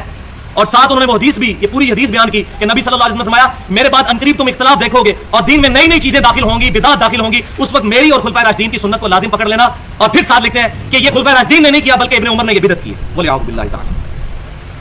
میں چیلنج کرتا ہوں کہ امام نے تیمیہ سے پہلے 700 سال میں کسی محدث، کسی صحابی، کسی تابعی نے ابن عمر کے اس عمل کو بدعت کہا ہو. امام بخاری ہیڈنگ بنا رہے ہیں اور انہوں نے بدعت کہہ دیا. بولے اعوذ باللہ تعالی. تو توحید کے نشے میں، توہین میں نہیں چلے جانا چاہیے. تو میں کہتا ہوں توحید بیان کریں، توہین بیان نہ کریں. تو الحمدللہ ابن عمر رضی اللہ تعالیٰ عنہما نے جو عمل کیا بالکل ٹھیک عمل کیا، ورنہ یہ کام ہوتا تو صحابہ کرام ان پہ بدعت کا فتویٰ لگاتے تھے. اور پھر جو ان کے وہ مقلدین ہیں وہ جھوٹی ان کی طرف سے پیش، وہ جی انہوں نے بدعت کو لغت کے معنوں میں استعمال کیا ہے، اصطلاح کے معنوں میں نہیں کیا. بھائیو لغت کے معنوں میں کیا ہوتا تو یہ حدیث تو نہ ساتھ لکھتے کہ میرے بعد بدعت دیکھو گے تو بچنا ان بدعتوں سے. یہ کیوں ساتھ لکھا انہوں نے بدعت کے زمرے میں لکھی. الحمدللہ میرے پاس ٹیلی فون کال ریکارڈ ہے، اہل حدیث کے اس وقت بہت بڑے عالم ہیں شیخ زبیر علی زئی صاحب حفظہ اللہ، 45 منٹ کی فون کال میرے پاس ریکارڈڈ موجود ہے. اس میں جب میں نے ان کو یہ حوالہ پیش کیا، پہلے تو ان کو یقین نہیں آیا، لیکن انہوں نے جب دیکھا تو انہوں نے کہا یہ امام نے تیمیہ کا ذاتی عقیدہ ہے، ہم اس سے بری ہیں، ہم ان کی اس معاملے میں تائید نہیں کرتے، ہم کتاب و سنت اور صحابہ کرام سلف کے منہج کے اوپر ہم ان چیزوں کو بدعت نہیں کرتے بلکہ ان کو شعائر اللہ سمجھتے ہیں. الحمدللہ. تو یہ حیران کن بات ہے، ایک طرف تو اتنا ایکسٹریم رویہ، دوسری طرف اسی کتاب میں اقتداء صراط مستقیم میں مکتبۃ شاملہ کے مطابق 294 نمبر صفحے میں امام نے تیمیہ لکھتے ہیں کہ میلاد منانا اگرچہ بدعت ہے لیکن چونکہ اس کے پیچھے نیت ٹھیک ہے اس لیے ثواب ملے گا. ادھر اتنے لینیٹ ہو گئے، ادھر اتنے سخت، ادھر اتنے لینیٹ. تو یہ ہے جو اللہ تعالیٰ فرمایا لا تغلو فی دینکم، غلو نہ کرو. تو دونوں طرف غلو کر گئے. ادھر نبی صلی اللہ علیہ وسلم کیا فرما رہے ہیں صحیح مسلم میں اور سنن نسائی میں، کل بدعۃ ضلالۃ وکل ضلالۃ فی النار. تمام بدعتیں گمراہیاں ہیں اور گمراہیاں دوزخ میں لے جانے والی ہیں، اور یہ کہہ رہے ہیں ثواب ملے گا. تو بھائی تمام بدعتیں جو جاری کی جاتی ہیں وہ ثواب کی نیت سے کی جاتی ہیں، اس نے نیت تو پیچھے ہوتا ہے.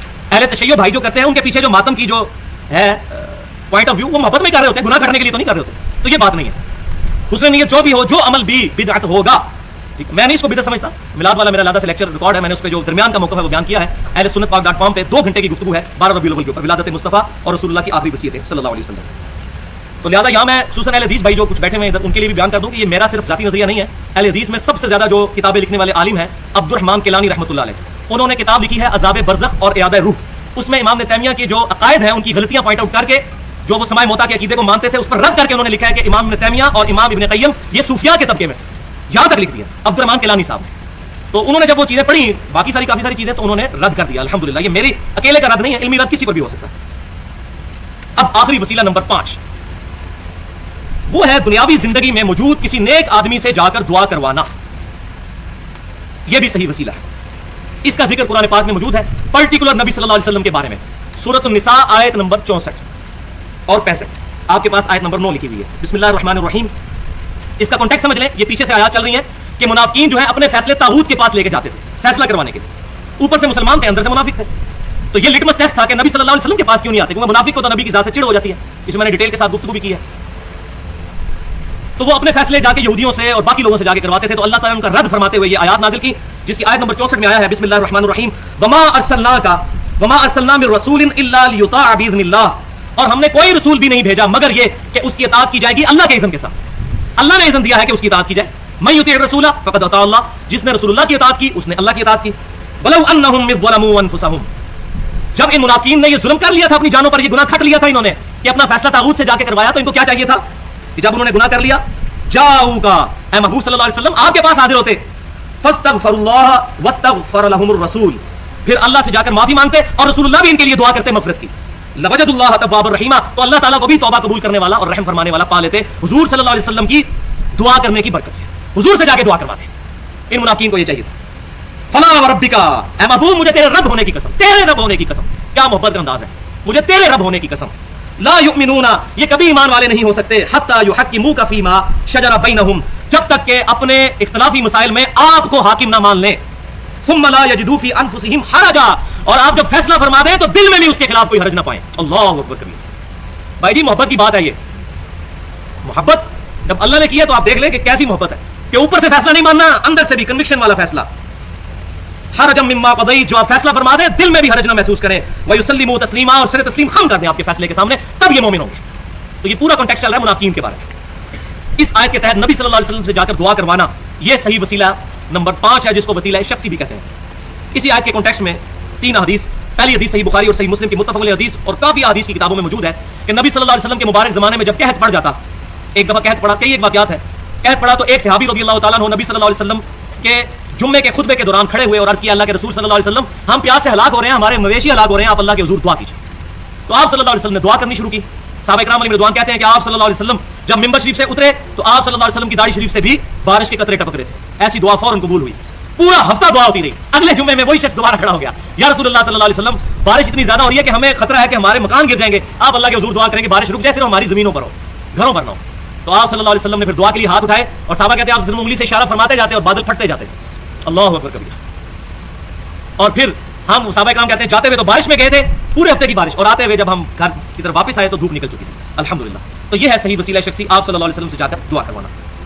دوسری حدیث یہ بہت کریٹیکل حدیث ہے, جامعہ ترمذی میں انٹرنیشنل نمبر کے مطابق 3578 اور سنن ابن ماجہ میں 1385 نمبر حدیث ہے. عثمان بن حنیف رضی اللہ تعالیٰ عنہ کی حدیث, اور سنن ابن ماجہ میں جو الفاظ ہیں وہ میں پڑھوں گا, وہ آپ کو لکھے ہوئے مل گئے ہیں سیریل نمبر 10 کے اوپر. اور اس حدیث پر امام ابن ماجہ نے بھی لکھا ہے یہ حدیث صحیح ہے, اور اس حدیث کے صحیح ہونے پر اجماع امت ہے. اہل تشیع بھی اس کو مانتے ہیں, اور اہل سنت کے تینوں گروہ بریلوی دیوبندی اہل حدیث. شیخ البانی نے بھی اس حدیث کو صحیح کہا, شیخ زبیر صاحب بھی صحیح کہتے ہیں. ایک نبی صحابی نبی صلی اللہ علیہ وسلم کے پاس حاضر ہوئے اور عرض کی کہ اللہ کے رسول میرے لیے دعا کیجیے کہ میری بینائی آ جائے. تو آپ صلی اللہ علیہ وسلم نے فرمایا کہ اگر تم صبر کرو تو تمہارے لیے بہتر ہے, اور اگر تم کہتے ہو میں دعا کر دیتا ہوں. تو انہوں نے کہا یا رسول اللہ صلی اللہ علیہ وسلم آپ دعا ہی فرما دیجیے. تو آپ صلی اللہ علیہ وسلم نے فرمایا کہ جاؤ وضو کر کے آؤ, پھر 2 رکعت نفل پڑھوائے. اس کے بعد آپ صلی اللہ علیہ وسلم نے ان کو دعا تعلیم فرمائی جو یہ دعا لکھی ہوئی ہے, اللہم انی اسألک, اے اللہ میں تجھ سے سوال کرتا ہوں, واتوجہ الیک, اور تیری طرف متوجہ ہوتا ہوں, بمحمد صلی اللہ علیہ وسلم, محمد صلی اللہ علیہ وسلم کے ذریعے تیری طرف متوجہ ہوتا ہوں, نبی الرحمہ جو رحمت والے نبی ہیں, یا محمد صلی اللہ علیہ وسلم, اے محمد صلی اللہ علیہ وسلم, انی اتوجہت, بے شک میں متوجہ ہوتا ہوں, بکا آپ کی طرف سے, آپ کے ذریعے سے, الی ربی اپنے رب کی طرف. دونوں صورتوں میں رب کی طرف رجوع ہے. فی حاجتی اپنی حاجت میں, ہذہ یہ لتقضی کہ اس کو پورا کر دیا جائے, اللہم فشفعہ فی, اے اللہ اس معاملے میں آپ صلی اللہ علیہ وسلم کی شفاعت میرے حق میں قبول فرما. یہ آخری الفاظ بڑے انپورٹنٹ ہیں. آپ صلی اللہ علیہ وسلم نے دعا کا وعدہ کیا, پھر اس نے یہ دعا کی کہ آپ صلی اللہ علیہ وسلم کی دعا میرے حق میں اے اللہ قبول فرما لے.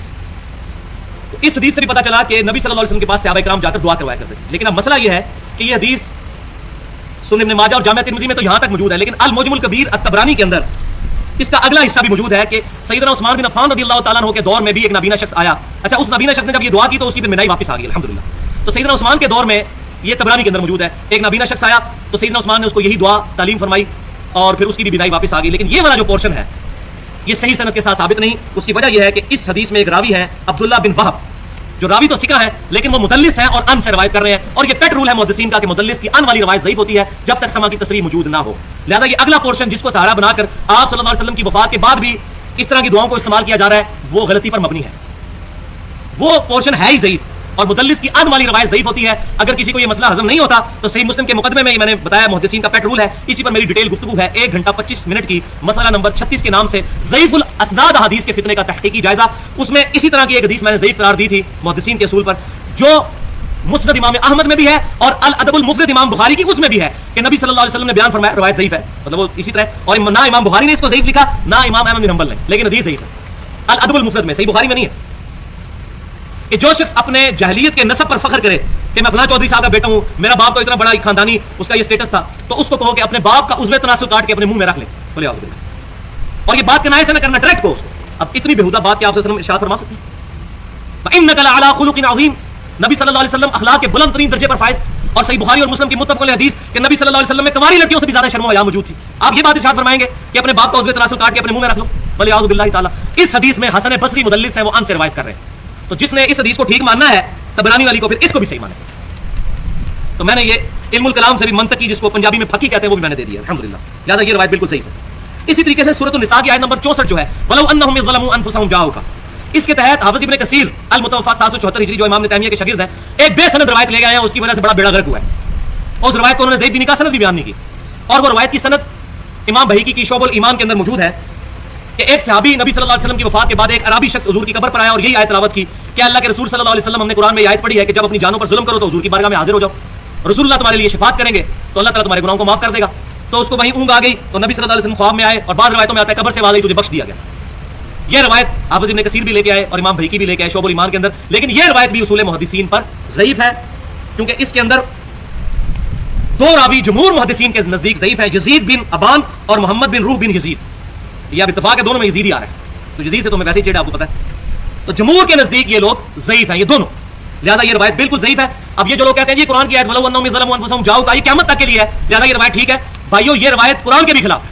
وہ کانٹیکسٹ تھا منافقین کے دور کے اندر بات ہوئی تھی کہ حضور صلی اللہ علیہ وسلم کے پاس حاضر ہو, پھر بھی سمجھ نہ آئے تو اب علم الکلام سے اور پھکی والا جواب بھی سن لیں.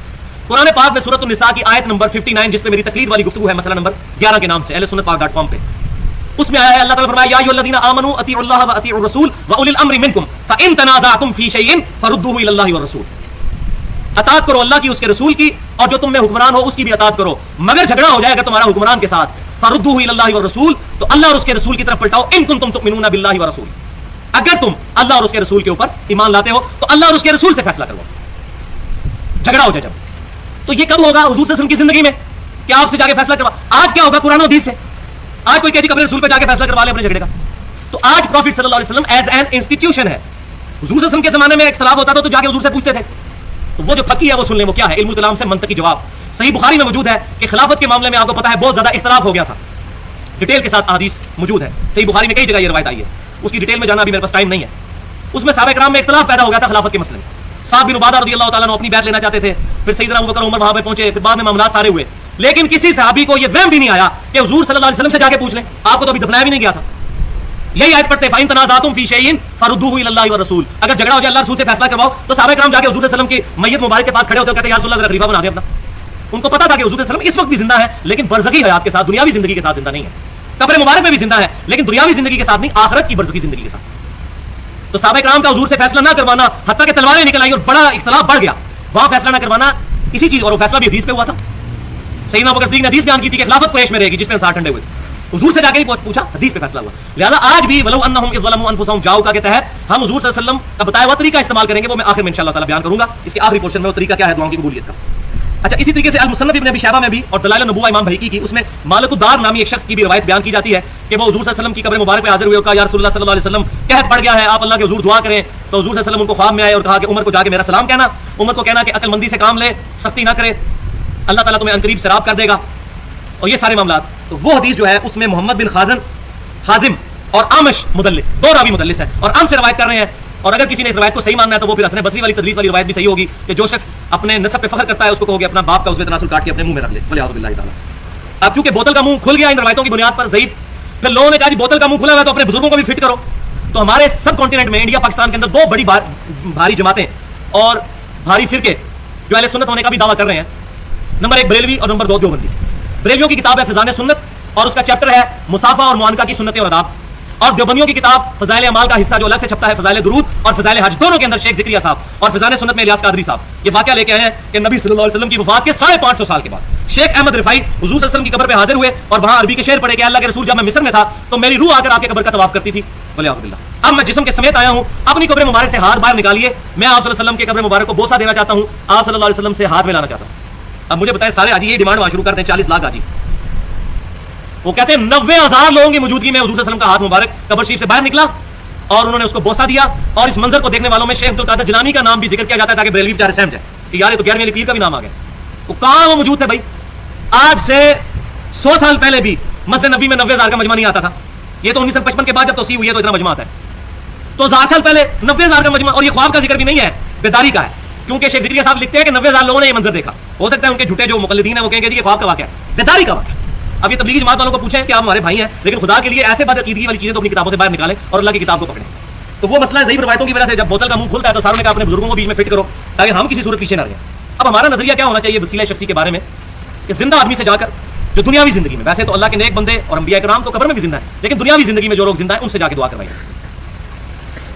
اب سیدنا عمر فاروق رضی اللہ تعالیٰ عنہ کا عقیدہ بیان کرنے لگا ہوں، یہ مسئلہ بالکل کلیئر کرے گا. صحیح بخاری کتاب الاستسقاء انٹرنیشنل نمبر کے مطابق 1010 نمبر حدیث ہے. سیدنا عمر رضی اللہ تعالیٰ عنہ کے زمانے میں جب قحط پڑ جاتا تو انس بن مالک کہتے ہیں کہ آپ رضی اللہ تعالیٰ عنہ پھر یوں دعا کیا کرتے جو آپ کے اس پیپر پہ 11 نمبر ہے، اللہم انا کنا نتوسل الیک، اے اللہ بے شک ہم تیری طرف توسل اختیار کیا کرتے تھے، بنبینا اپنے نبی کے ذریعے صلی اللہ علیہ وسلم، فتسقینا اور تو ہم پر بارش نازل فرما دیا کرتا تھا، جو ہم پہلے پڑھ چکے بخاری مسلم کی حدیث. یا حسن کی وفات کے بعد ہو رہا ہے معاملہ سیدنا عمر کے دور میں. وَإِنَّا نَتَوَسَّلُ إِلَيْكَ، اور اب ہم تیری طرف توسل اختیار کرتے ہیں بِعَمِّ نَبِيِّنَا اپنے نبی صلی اللہ علیہ وسلم کے چچا کے ذریعے، فَاسْقِنَا پس ہم پر بارش نازل فرما، اور الفاظ ہے کہ بارش نازل بھی ہو جایا کرتی تھی. تو سیدنا عمر فاروق رضی اللہ تعالیٰ عنہ نے قبر رسول پر جا کر حضور کو ریکویسٹ نہیں کیا، وہ اس کو گستاخی سمجھتے تھے، حالانکہ وہ بھی جانتے تھے کہ نبی صلی اللہ علیہ وسلم بزگی حیات کے ساتھ زندہ ہے. اسی موضوع پہ میری تقریباً میرے خیال 35 منٹ کی گفتگو ہے. مسئلہ نمبر 5 عقیدہ حیات النبی کے اوپر. ہم مانتے ہیں حیات النبی کو لیکن برزخی حیات، دنیاوی حیات نہیں. تو انہوں نے کہا کہ ہم آپ صلی اللہ علیہ وسلم کو پہلے لے کے آتے تھے، وہ دعا کرتے تھے، یعنی توسل کیا دعا. اب آپ صلی اللہ علیہ وسلم کے چچا کی دعا، اور ظاہر ہے کہ آپ صلی اللہ علیہ وسلم کے چچا سیدنا عباس بن عبد المطلب رضی اللہ تعالیٰ عنہ کو ان کی نسبت کا بھی ایک فائدہ ہے، لیکن وہ دنیاوی زندگی میں موجود تھے. یہاں ایک مزے کی بات یہ ہے کہ صحیح بخاری اور مسلم کی متفق حدیث ہے، صلح حدیبیہ کے موقع پر جب صحابہ کرام کو پانی کی قلت ہوئی تو ایک پانی کا پیالہ پیش کیا گیا جس میں آپ صلی اللہ علیہ وسلم نے اپنی مبارک انگلیاں داخل کی اور اسے پانی کے چشمے نکل آئے آپ صلی اللہ علیہ وسلم کی مبارک انگلیوں سے. جابر بن عبداللہ کہتے ہیں کہ تمام صحابہ نے پانی پیا، جانوروں کو پلایا، اسٹور بھی کر لیا. تابعین نے پوچھا آپ لوگ کتنے تھے؟ تو انہوں نے کہا ہم 1,00,000 بھی ہوتے تو پانی زیادہ تھا. اس وقت ہم 1400 تھے جنہوں نے آپ صلی اللہ علیہ وسلم کے ایک پیالے کے ساتھ پانی پیا، جانوروں کو پلایا اور اسٹور بھی کر لیا. انہی حدیث میں سے ایک حدیث کے راوی جو یہ پانی کے ذریعے حضور کا معجزہ ظاہر ہوا، کئی دفعہ ظاہر ہوا ہے مبارک انگلیوں سے. اس میں ایک راوی سیدنا عمر بھی ہیں رضی اللہ تعالیٰ. یہ میں نے پوائنٹ ایکسپلور کیا ہے، یعنی سیدنا عمر کو تو یہ یقین تھا کہ میں نے حضور صلی اللہ علیہ وسلم کی مبارک زندگی میں پیالہ پیش کیا اور آپ صلی اللہ علیہ وسلم نے انگلیاں داخل کی. تو حضور کی وفات کے بعد قبر پہ پیالہ لے جاتے اور کہتے ہیں یا رسول اللہ صلی اللہ علیہ وسلم ہاتھ مبارک باہر نکالیں، جس طرح شیخ ذکریہ صاحب الیاس قادری صاحب کہہ رہے ہیں، اپنا ہاتھ مبارک اس میں ڈال دیجیے تاکہ پانی کے چشمے جاری ہو جائے. لیکن ان کو پتا تھا یہ گستاخی ہے. حضور صلی اللہ علیہ وسلم برزخی حیات کے ساتھ زندہ ہے. اب آپ کے ساتھ کمیونیکیشن ہماری اس طرح نہیں ہو سکتی. دروشی ہمارا پہنچتا ہے اللہم صلی علی محمد وعلی آل محمد، اللہ تعالیٰ نبی صلی اللہ علیہ وسلم تک ہمارا دروشی الحمدللہ پہنچا دیتا ہے. یہاں مزے کی بات یہ ہے کہ اہل سنت کے علمانے والے تینوں گروہ بریلوی، دیوبندی اور اہل حدیث میں سے بھی کچھ لوگ جو سید محمود احمد علوسی صاحب المتوفى 1270 ہجری جنہوں نے تفسیر روح المعانی لکھی ہے، ان کو کافی عزت دیتے ہیں. حنفی عالم تھے. انہوں نے اسی آیت جس سے ہم نے درس شروع کیا تھا یا ایھا الذین آمنوا اتقوا اللہ وابتغوا الیہ الوسیلہ، سورۃ المائدہ کی آیت نمبر 35 کے تحت انہوں نے یہ بات لکھ دی انصاف کے ساتھ کہ شخصی وسیلہ کسی بزرگ کا وسیلہ پیش کرنا کہ اللہ فلاں کا وسیلہ یہ مسئلہ حل کر دے اس کی وفات کے بعد، یہ نہ صحابہ سے ثابت ہے، نہ تابعین سے، نہ تبع تابعین سے، نہ قرون اولیٰ کے مسلمانوں سے. یہ بعد کے لوگوں نے چیز شروع کی ہے، لیکن ساتھ ہی انہوں نے یہ لکھ دیا کہ یہ صرف جائز ہے میرے نزدیک. لیکن یہ بات وہ مانے کہ یہ ثابت کوئی نہیں ہے. الحمدللہ اب بعض لوگ سورۃ البقرہ کی آیت نمبر 89 کو لے کر آتے ہیں، یہ بڑی اہم آیت ہے وسیلے کے طور پر، یہ بھی سمجھ لیں، جو 12 نمبر ہے آپ کے اس پیپر پہ. وَلَمَّا جَاءَهُمْ كِتَابٌ مِّنْ عِندِ اللَّهِ، اور جب ان کے پاس سے اللہ کی طرف سے کتاب آ گئی، یعنی یہودیوں اور عیسائیوں کے پاس جب کتاب آ گئی قرآن، مصدقا لما معہم، اور وہ کتاب ان کتابوں کی بھی تصدیق کر لی تھی جو ان کے پاس موجود تھی، یعنی اولڈ ٹیسٹمنٹ. وَكَانُوا مِن قَبْلُ يَسْتَفْتِحُونَ عَلَى الَّذِينَ كَفَرُوا، اور حال یہ تھا کہ یہی یہودی اس کتاب اور نبی صلی اللہ علیہ وسلم کے آنے سے پہلے آپ صلی اللہ علیہ وسلم کے ذریعے سے اللہ کے حضور دعا مانگا کرتے تھے. یہ بریکٹ میں ہے، وہ میں بتاؤں گا کس طرح.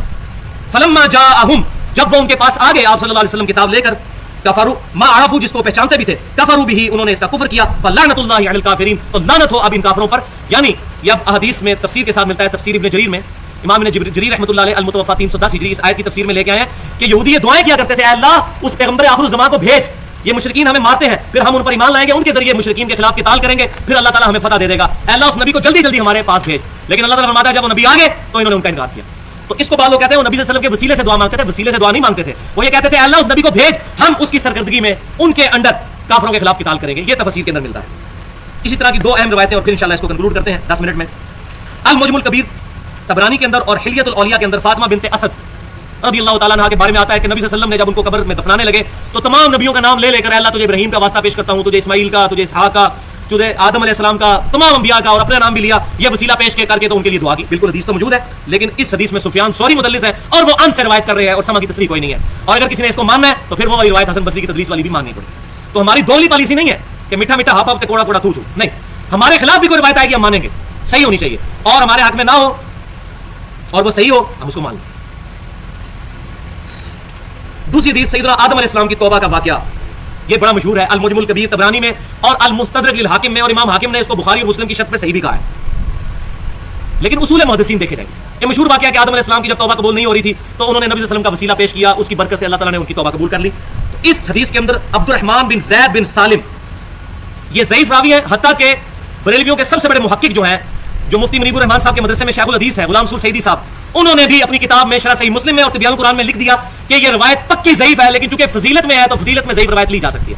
اعلیٰ صحیح مسلم کے مقدمے میں ہے کہ فضیلت میں بھی نہیں لی جائے گی، لیکن یہ فضیلت میں تو آپ لے نہیں رہے، ایسے تو عقیدہ بنا رہے ہیں وسیلے کا، فضیلت میں کہاں لے رہے ہیں. تو انہوں نے بھی مانا یہ روایت ضعیف ہے اور یہ قرآن کے بھی خلاف ہے، کیونکہ قرآن پاک میں جو دعا آئی ہے اس کے برعکس سورۃ الاعراف آیت نمبر 23 اور آپ کے پاس آیت نمبر 13، ربنا ظلمنا انفسنا وان لم تغفر لنا وترحمنا لنکونن من الخاسرین، اے رب ہمارے ہم نے اپنی جانوں پر ظلم کیا اور اگر تو نے ہمیں معاف نہ کیا تو یقیناً ہم خسارہ پانے والوں میں سے ہو جائیں گے. قرآن میں قصہ آدم اور ابلیس 7 دفعہ ایڈریس ہوا ہے. اللہ تعالیٰ نے دعا ایک جگہ بیان کی ہوئی ہے، اگر وہ والی دعا ہوتی تو قرآن میں آتی. اسی لیے یہی حدیثیں ہیں جو ضعیف حدیثیں جنہوں نے لوگوں کو منکرین حدیث بنا دی ہے، اور اس پر میں نے ایڈریس بھی کیا ہے منکرین حدیث کے فتنے کا تحقیقی جائزہ مسئلہ نمبر 35 کے نام سے 1 گھنٹہ 35 منٹ کی گفتگو ہے اہل سنت پاک.com پر کہ منکرین حدیث پیدا اس لیے ہوئے ہیں کہ جب ضعیف حدیثیں جو قرآن سے ٹکراتی تھی ان پر عقیدے کھڑے ہوئے ہیں، تو یہ قرآن پاک سے بھی ٹکراتی ہے، لہٰذا ہم اس کو نہیں مانتے. اب انشاءاللہ تعالیٰ 12 منٹ کے اندر یہ کنکلوڈ ہو جائے گی. اب ہم اپنے پورے لیکچر کو جو ہے سمرائز کرتے ہیں کہ 5 صحیح وسیلے ہیں جو اختیار کیے جا سکتے ہیں. نمبر 1 نیک اعمال کا وسیلہ جو خالصتاً اللہ کے لیے کیا اور وہ اپنا عمل ہو. نمبر 2 اللہ تعالیٰ کی صفات اور اسماء کا وسیلہ. نمبر 3 جنت میں ایک الوسیلہ مقام ہے جو نبی صلی اللہ علیہ وسلم کے لیے الوسیلہ کی دعا کرے گا اذان سننے کے بعد، اذان کا جواب اور درود شریف اور ساتھ وہ دعا، اس کو نبی صلی اللہ علیہ وسلم کی شفاعت ملے گی.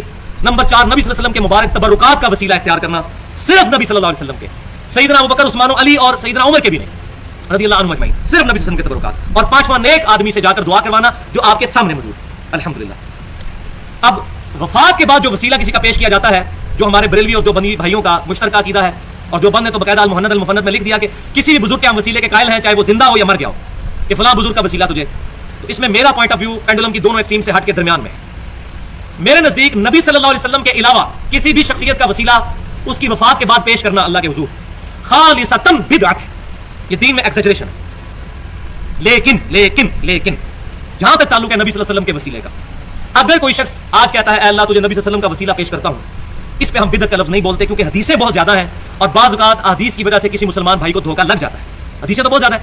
اب امام ابن تیمیہ رحمۃ اللہ علیہ پر بھی کئی چیزوں کا ذوف نہیں کھلا. آپ حیران ہوں گے کہ امام ابن تیمیہ رحمۃ اللہ علیہ وہ جو حدیث تھی نا المعجم الکبیر طبرانی کی، جس میں عثمان بن عفان رضی اللہ تعالیٰ کے زمانے میں حضور کی وفات کے بعد بھی 13-14 سال کے بعد وہ والی دعا وسیلے والی، اس کو امام ابن تیمیہ نے صحیح لکھا حدیث کو، لیکن ساتھ وہی پھر صحابی کی گستاخی کر دی کہ یہ حضرت عثمان کا فہم ہے، ہم نہیں اس کو مانتے.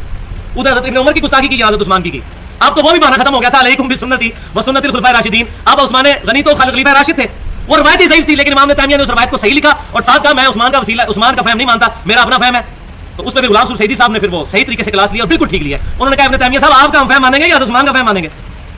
تو اب اس روایت کو ابن تیمیہ بھی صحیح مانتے تھے، لہٰذا اس زمانے میں اگر وہ آج بھی جس کو روایت پتہ نہیں ہے کہ وہ ضعیف ہے کو حضور کا وسیلہ پیش کر لے، ہم اس کو بدعت نہیں کہتے، زیادہ سے زیادہ یہی کہیں گے ثابت نہیں، بس بچنے میں عافیت، خود نہیں ہم کریں گے. کیوں؟ صحیح بخاری اور صحیح مسلم کی حدیث ہے، متفق علیہ حدیث ہے. سیدنا برا بن عازب رضی اللہ تعالیٰ عنہ کو حضور نے ایک دعا سکھائی کہ رات کو سونے سے پہلے وضو کرو اور بستر پہ جا کر یہ دعا کرو، بڑی فضیلت والی دعا. اس میں الفاظ تھے وَنَبِيِّكَ الَّذِي أَرْسَلْتَ، اور میں ایمان لاتا ہوں اس نبی پر جو تو نے اے اللہ ہماری طرف مبعوث کیا. تو آپ صلی اللہ علیہ وسلم نے یہ دعا تعلیم فرمائی. تو برا بن عازب کہتے ہیں میں نے جب یہ دعا پڑھی تو میں نے نبی جی کا کی بجائے لفظ استعمال کیا وَرَسُولِكَ الَّذِي أَرْسَلْتَ، بڑا پرفیکٹ بٹھایا، رسول اور وہاں بھی ارسلتا. تو نبی صلی اللہ علیہ وسلم نے فرمایا کہ میرے الفاظ کو چینج مت کرو، جو میں نے تعلیم فرمایا ہے وہی کہو. حالانکہ یہ سپرلیٹو ڈگری تھی رسول. حضور نے کہا نہیں نبی کا لفظ استعمال کرو، رسول کا نہیں، کیونکہ میں نے تعلیم فرمایا. تو حضور صلی اللہ علیہ وسلم کی تعلیم کو بدلنا نہیں چاہیے، یہ خطرے سے خالی نہیں ہے. اب آخر میں دعاؤں کی قبولیت کا وظیفہ جو حضور صلی اللہ علیہ وسلم نے بتایا ہے، ان تمام چیزوں کے علاوہ جو قبولیت کا ذریعہ وہ جامعہ ترمذی میں انٹرنیشنل نمبر کے مطابق کتاب الجمعہ چیپٹر میں 593 نمبر حدیث ہے. سیدنا ابن مسعود رضی اللہ تعالیٰ عنہ کہتے ہیں کہ نبی صلی اللہ علیہ وسلم تشریف فرما تھے، سیدنا ابوبکر تشریف فرما تھے، سیدنا عمر تشریف فرما تھے، اور میں نے اللہ کی حمد بیان کی. اس کے بعد نبی صلی اللہ علیہ وسلم پر درود پڑھا. نبی صلی اللہ علیہ وسلم یہ سن رہے تھے، آپ نے فرمایا سل تعطا، سل تعطا، مانگ تجھے دیا جائے گا، مانگ تجھے دیا جائے گا. یعنی اللہ کی حمد بیان کی جائے، اس کے بعد حضور صلی اللہ علیہ وسلم پر درود اور پھر دعا مانگی جائے. اور صحیح بخاری اور مسلم میں موجود ہے، نبی صلی اللہ علیہ وسلم نے فرمایا کہ جب تشہد میں بیٹھو اللہ کی حمد بیان کرو، التحیات للہ والصلوات والطیبات، اس کے بعد مجھ پر درود پڑھو، اور اس کے بعد جو چاہے اپنے رب سے مانگو. وہ بھی اس کے ساتھ سپورٹیو ہے الحمدللہ. تو اللہ کی حمد بیان کرنی ہے، پھر درود پھر اللہ سے مانگے تو حضور کی گارنٹی ہے سل تعطا، مانگ تجھے دیا جائے گا. اور دوسری حدیث کتاب الصحف چیپٹر سن نسائی کا انٹرنیشنل نمبر کے مطابق 1292 نمبر حدیث، ماشاءاللہ نمبر بڑا پیارا ہے، 12 بھی اور 92 بھی، 1292 نمبر حدیث. زید بن خارجہ رضی اللہ تعالیٰ عنہ کہتے ہیں نبی صلی اللہ علیہ وسلم نے مجھے وصیت فرمائی کہ اے زید مجھ پر درود پڑھنے کو لازم کر لو اور اپنی دعاؤں میں یہ درود پڑھا کرو، اللہم صلی علی محمد وعلی آل محمد. اتنا درود شریف یہ مختصر ترین صیغہ ہے جو ہمارے اہل تشیع بھائی بھی پڑھتے ہیں، صلوات بر محمد، اللہم صلی علی محمد وعلی آل محمد. یہ درود ابراہیمی کا جو شروع والا پورشن ہے، اللہم صلی علی محمد وعلی آل محمد، یہ مختصر ترین درود شریف سنن نسائی میں ہے. فرمایا اس کو پڑھو. اور یہاں یہ بھی حدیث یاد رکھیں، صحیح بخاری اور مسلم کی متفق علیہ حدیث ہے، جب یہ آیت سورۃ الاحزاب کی آیت نمبر 56 نازل ہوئی، ان اللہ وملائکتہ یصلون علی النبی یا ایھا الذین آمنوا صلوا علیہ وسلموا تسلیما، تو نبی صلی اللہ علیہ وسلم نے درود ابراہیمی تعلیم فرمایا جو ہم نماز میں پڑھتے ہیں. یہی ہم نے جنازے میں پڑھنا ہوتا ہے، اور یہی افضل ترین درود شریف ہے. اللہم صلی علی محمد وعلی آل محمد کما صلیت علی ابراہیم وعلی آل ابراہیم انک حمید مجید. اللہم بارک علی محمد وعلی آل محمد کما بارکت علی ابراہیم وعلی آل ابراہیم انک حمید مجید. درود شریف کے فضائل پہ میرا پورا لیکچر 70 منٹ کا اہل سنت پاک.com پر فضائل درود و سلام کے نام سے پڑا ہوا ہے. اب ایک ایمان سوز بات میں آخر میں کرنا چاہتا ہوں، اس کے بغیر یہ لیکچر مکمل نہیں ہونا تھا. بڑے افسوس کی بات ہے کہ ہمارے بھائی کہتے ہیں اللہ تعالیٰ تک پہنچنے کے لیے ایک سیڑھی کی ضرورت ہے. دیکھیں ہم کسی صدر کے پاس جانا ہوتا ہے تو اس کے آگے وزیر اعلیٰ ہوتے ہیں اور یہ مشیر ہوتے ہیں، ڈائریکٹ کون صدر تک جا سکتا ہے؟ تو اللہ تعالیٰ تک پہنچنے کے لیے بھی کسی وسیلے کی ضرورت ہے. ہاں جی ہم بھی مانتے ہیں وہ وسیلہ آگے جا چکا اپنی تعلیمات دے کر. صحیح بخاری میں موجود ہے، نبی صلی اللہ علیہ وسلم نے فرمایا اللہ تعالیٰ جس کے ساتھ بھلائی کا ارادہ فرماتا ہے اس کو دین کی فقہ عطا فرما دیتا ہے. اللہ تعالیٰ عطا فرماتا ہے دین. اسی کانٹیکسٹ میں بات ہوئی اور میں تقسیم کرتا ہوں. نبی صلی اللہ علیہ وسلم دین تقسیم کر کے ہمیں جا چکے دنیا سے، اللہ کی جنتوں میں زندہ ہے، ہم نے اب اس دین کو فالو کرنا ہے، تو وسیلہ ہے. لیکن یہ نہیں ہے کہ آج بیٹھ کے ہم بزرگوں کے وسیلے پیش کر رہے ہوں. آج آپ صلی اللہ علیہ وسلم موجود ہوں یا کوئی بھی نیک آدمی موجود ہو اس کے پاس جائیں دعا کروائیں. یہ اللہ تعالیٰ کے بارے میں یہ مثال پیش کرنا کہ سیڑھی کی ضرورت ہے، یہ سخت گستاخی ہے. کیونکہ قرآن پاک میں آیا 2 دفعہ، سورۃ المائدہ میں بھی سورۃ النساء میں بھی، یا اہل الکتاب لا تغلوا فی دینکم ولا تقولوا علی اللہ الا الحق. اپنے دین میں ایگزیجریشن غلو مت کرو اور اللہ کے بارے میں حق بات کرو. اپنی طرف سے بات ہے، سیڑھی چاہیے ہوتی ہے. اللہ کو بندوں پر قیاس کر رہے ہیں. اب میں پھکی دینے لگوں علم الکلام سے، اب جواب دیں اس کا. اگر کسی کو بات ہضم نہ ہو مجھے یہ بتائیے، پوری پاکستانی قوم کسی شخص کے خلاف جھوٹی گواہی دے دے عدالت میں جا کر، کیا چیف جسٹس آف پاکستان اس شخص کے خلاف فیصلہ نہیں کر دے گا؟ کر دے گا. اس بیچارے کو کیا پتا کہ جھوٹی گواہی ہے؟ کر دے گا نا. اور زمین و آسمان کی مخلوقات مل کر کسی شخص کے خلاف جھوٹی گواہی اللہ کے پاس پیش کر دیں، کیا اللہ بھی فیصلہ کر دے گا؟ کرنا چاہیے نا جی. اللہ کو بھی جج پہ قیاس کریں نا. اب یہ وہ علمی جواب ہے، علم الکلام، منطق سے، لاجک سے، فلسفی سے. اب بھی کہیں نا جی سیڑھی چاہیے ہوتی ہے تو دیکھیں جو جج بھی فیصلہ کر دے گا تو اللہ بھی کر دے گا. اس کا مطلب ہے اللہ کو بندوں پر قیاس نہیں کرنا. ولا تقولوا علی اللہ الا الحق. اب میگنا کارٹا آخر میں یہ آیت ہے، آیت نمبر 14. میگنا کارٹا انسانیت کا جو 17ویں صدی عیسوی کے اندر انگلینڈ میں یہ رول بنا تھا کہ ہر شخص حاکم وقت سے جا کر مسئلہ اپنا ڈسکس کر سکتا ہے، اس کو میگنا کارٹا کا نام دیا تھا. میں نے اس سے یہ لفظ لیا ہے کہ انسانیت کا میگنا کارٹا سورۃ البقرہ کی آیت نمبر 186 ہے. وَإِذَا سَأَلَكَ عِبَادِي عَنِّي فَإِنِّي قَرِيبٌ. اے محبوب صلی اللہ علیہ وسلم جب میرے بندے آپ سے پوچھتے ہیں میرے بارے میں تو فرمائیے میں بالکل تمہارے قریب. اللہ اکبر. نحن اقرب الیہ من حبل الورید. ہم تو رگے جان سے بھی زیادہ تمہارے قریب ہیں اپنی شان کے لائق. عرش پر مستوی ہوتے ہوئے بھی ہماری رگے جان سے قریب ہے ہمارا رب. اجیب الدعوۃ الداعی اذا دعان. قبول کرتا ہوں پکارنے والے کی دعا کو جب وہ مجھ سے دعا کرتا ہے، لیکن شرط کیا ہے؟ فلیستجیبوا لی. لیکن ون وے ٹریفک نہیں چلنی چاہیے. ان کو بھی چاہیے میرا حکم مانے، ولیؤمنوا بی، اور مجھ پر ایمان لائیں جیسا کہ ایمان لانے کا حق ہے. लअल्लहुम यरशुदून, ताकि ये लोग कामयाब हो जाएं। तो ये है वो बात कि मेरे बंदे पूछते हैं तो बताओ मैं तुम्हारे बिल्कुल करीब हूं। कोई प्रोटोकॉल नहीं अल्लाह की बारगाह में जाने के लिए सवाए इसके कि अल्लाह की हम्द और नबी सल्लल्लाहु अलैहि वसल्लम पर दुरूद शरीफ और वो 5 सही वसीले और तवस्सुल के जरिए जो मैंने बयान किए। अल्हम्दुलिल्लाह ये हमारा लेक्चर आज का मुकम्मल हुआ। अल्लाह ताला से दुआ है जो हक बात मैंने बयान की हमारे दिलों में रासिख फरमाए। अगर जिस बात में मेरे मुंह से कोई गलत बात निकल गई तो हमारे दिलों से माफ कर दे। हमें किताब व सुन्नत और इजमा की तालीमात पर अमल करने की तौफीक अता फरमाए। सुब्हानकल्लाहुम्मा व बिहम्दिका अशहदु अल्ला इलाहा इल्ला अंता अस्तगफिरुका व अतूबु इलैक व मा अलैना इल्लल बलागुल मुबीन। तो देखा मेरे प्यारे अजीज दोस्तों, बहनों और भाइयों, मैंने आप लोगों को इंजीनियर मोहम्मद अली मिर्ज़ा साहब की वीडियो दिखाई जिसमें आप लोगों का और हमारा और मेरा हम सब का वसीला और तवस्सुल वाला अकीदा जो है ना, वो ये वीडियो अगर तो हमने पूरी देखी है तो हमारा कॉन्सेप्ट बिल्कुल क्लियर हो गया होगा। तो मैं अभी भी आपसे रिक्वेस्ट कर रहा हूँ कि वीडियो पूरी देखिएगा। अगर नहीं देखी वीडियो आगे कर लिए तो पूरी देखिएगा ताकि आपका ये कॉन्सेप्ट क्लियर हो। अच्छा, प्लस पॉइंट ये मिलेगा आपको कि आपका तौहीद वाला अकीदा भी इस वीडियो से क्लियर हो गया होगा। अब मैं एक रिक्वेस्ट करना चाहता हूँ मेरे प्यारे अजीज दोस्तों, बहनों और भाइयों, इंजीनियर मोहम्मद अली मिर्ज़ा साहब से आपके लाख इख्तलाफ हो सकते हैं, आप बहुत कुछ कह सकते हैं कि उसकी ज़ुबान नहीं ठीक, उसके बोलने का अंदाज नहीं ठीक, आप जो दिल में आता है कहें, लेकिन आप उस बंदे को गुस्ताख नहीं कह सकते जिसने हमारे प्यारे नबी सल्लल्लाहु अलैहि वसल्लम का तरीका लोगों में आम किया। जो अपनी सीट पर बैठता है ना तो दरूद पढ़ के बैठता है, जो अपनी सीट पर बैठता है ना तो जब तक वो हमारे प्यारे नबी सल्लल्लाहु अलैहि वसल्लम की कोई अदा ना बता दे तब तक वो अपना बयान नहीं शुरू करता। वो अपनी सीट पर बैठते ही हमारे प्यारे नबी सल्लल्लाहु अलैहि वसल्लम पर दुरूद पढ़ता है। मेरे प्यारे अजीज दोस्तों, बहनों और भाइयों, ऐसा बंदा जिसने अपनी 19वें स्केल की नौकरी जो सी है वो छोड़ दी हो सिर्फ और सिर्फ वो दिन खिलाने की खातिर जो दीन हमारे प्यारे नबी सल्लल्लाहु अलैहि वसल्लम लेकर आए थे, वो बंदा गुस्ताख हो सकता है? और मेरे भाई, इल्ज़ाम लगाना ही था तो किसी और चीज़ का इल्ज़ाम लगा देते, गुस्ताखी का तो ना लगाते। एक बंदे ने काम ही सिर्फ यही किया है कि वो हमें हमारे प्यारे नबी सल्लल्लाहु अलैहि वसल्लम का तरीका बता सके, उसको आप गुस्ताख कह रहे हैं। थोड़ा तो होश करें ना। मेरे प्यारे अजीज दोस्तों, बहनों और भाइयों, हर वीडियो के एंड पे ना मैं एक रिक्वेस्ट करता हूँ। रिक्वेस्ट ये होती है कि अगर आप लोगों को मेरी वीडियोस अच्छी लग रही हैं, पसंद आ रही हैं ना, तो कमेंट में माशाल्लाह लिखने से कुछ भी नहीं हो जाएगा। आपके माशाल्लाह लिखने से मेरी हौसला अफजाई हो जाएगी। मुझे पैसे मालो दौलत नहीं चाहिए, ना मैं इस पर कमाना चाहता हूँ। मैं सिर्फ और सिर्फ हौसला अफजाई लेना चाहता हूँ ताकि मैं इस तरह की मज़ीद वीडियोस लेकर आऊँ। अगर आपको मेरी ये वीडियो पसंद आई है तो कमेंट सेक्शन में माशाल्लाह लिख दीजिएगा, मेरी हौसला अफजाई हो जाएगी और मैं मज़ीद इस तरह की वीडियोस लेकर आऊँगा आपके लिए। उम्मीद करता हूँ कि आप लोगों को मेरी इस वीडियो से बहुत ज़्यादा फ़ायदा हुआ होगा। तो मेरी वीडियोस को लाइक ना भी करें लेकिन कमेंट में माशाल्लाह ज़रूर लिख दीजिएगा। उम्मीद करता हूँ कि ये वीडियो भी आपको अच्छी लगी होगी। जज़ाकुमुल्लाह खैरा।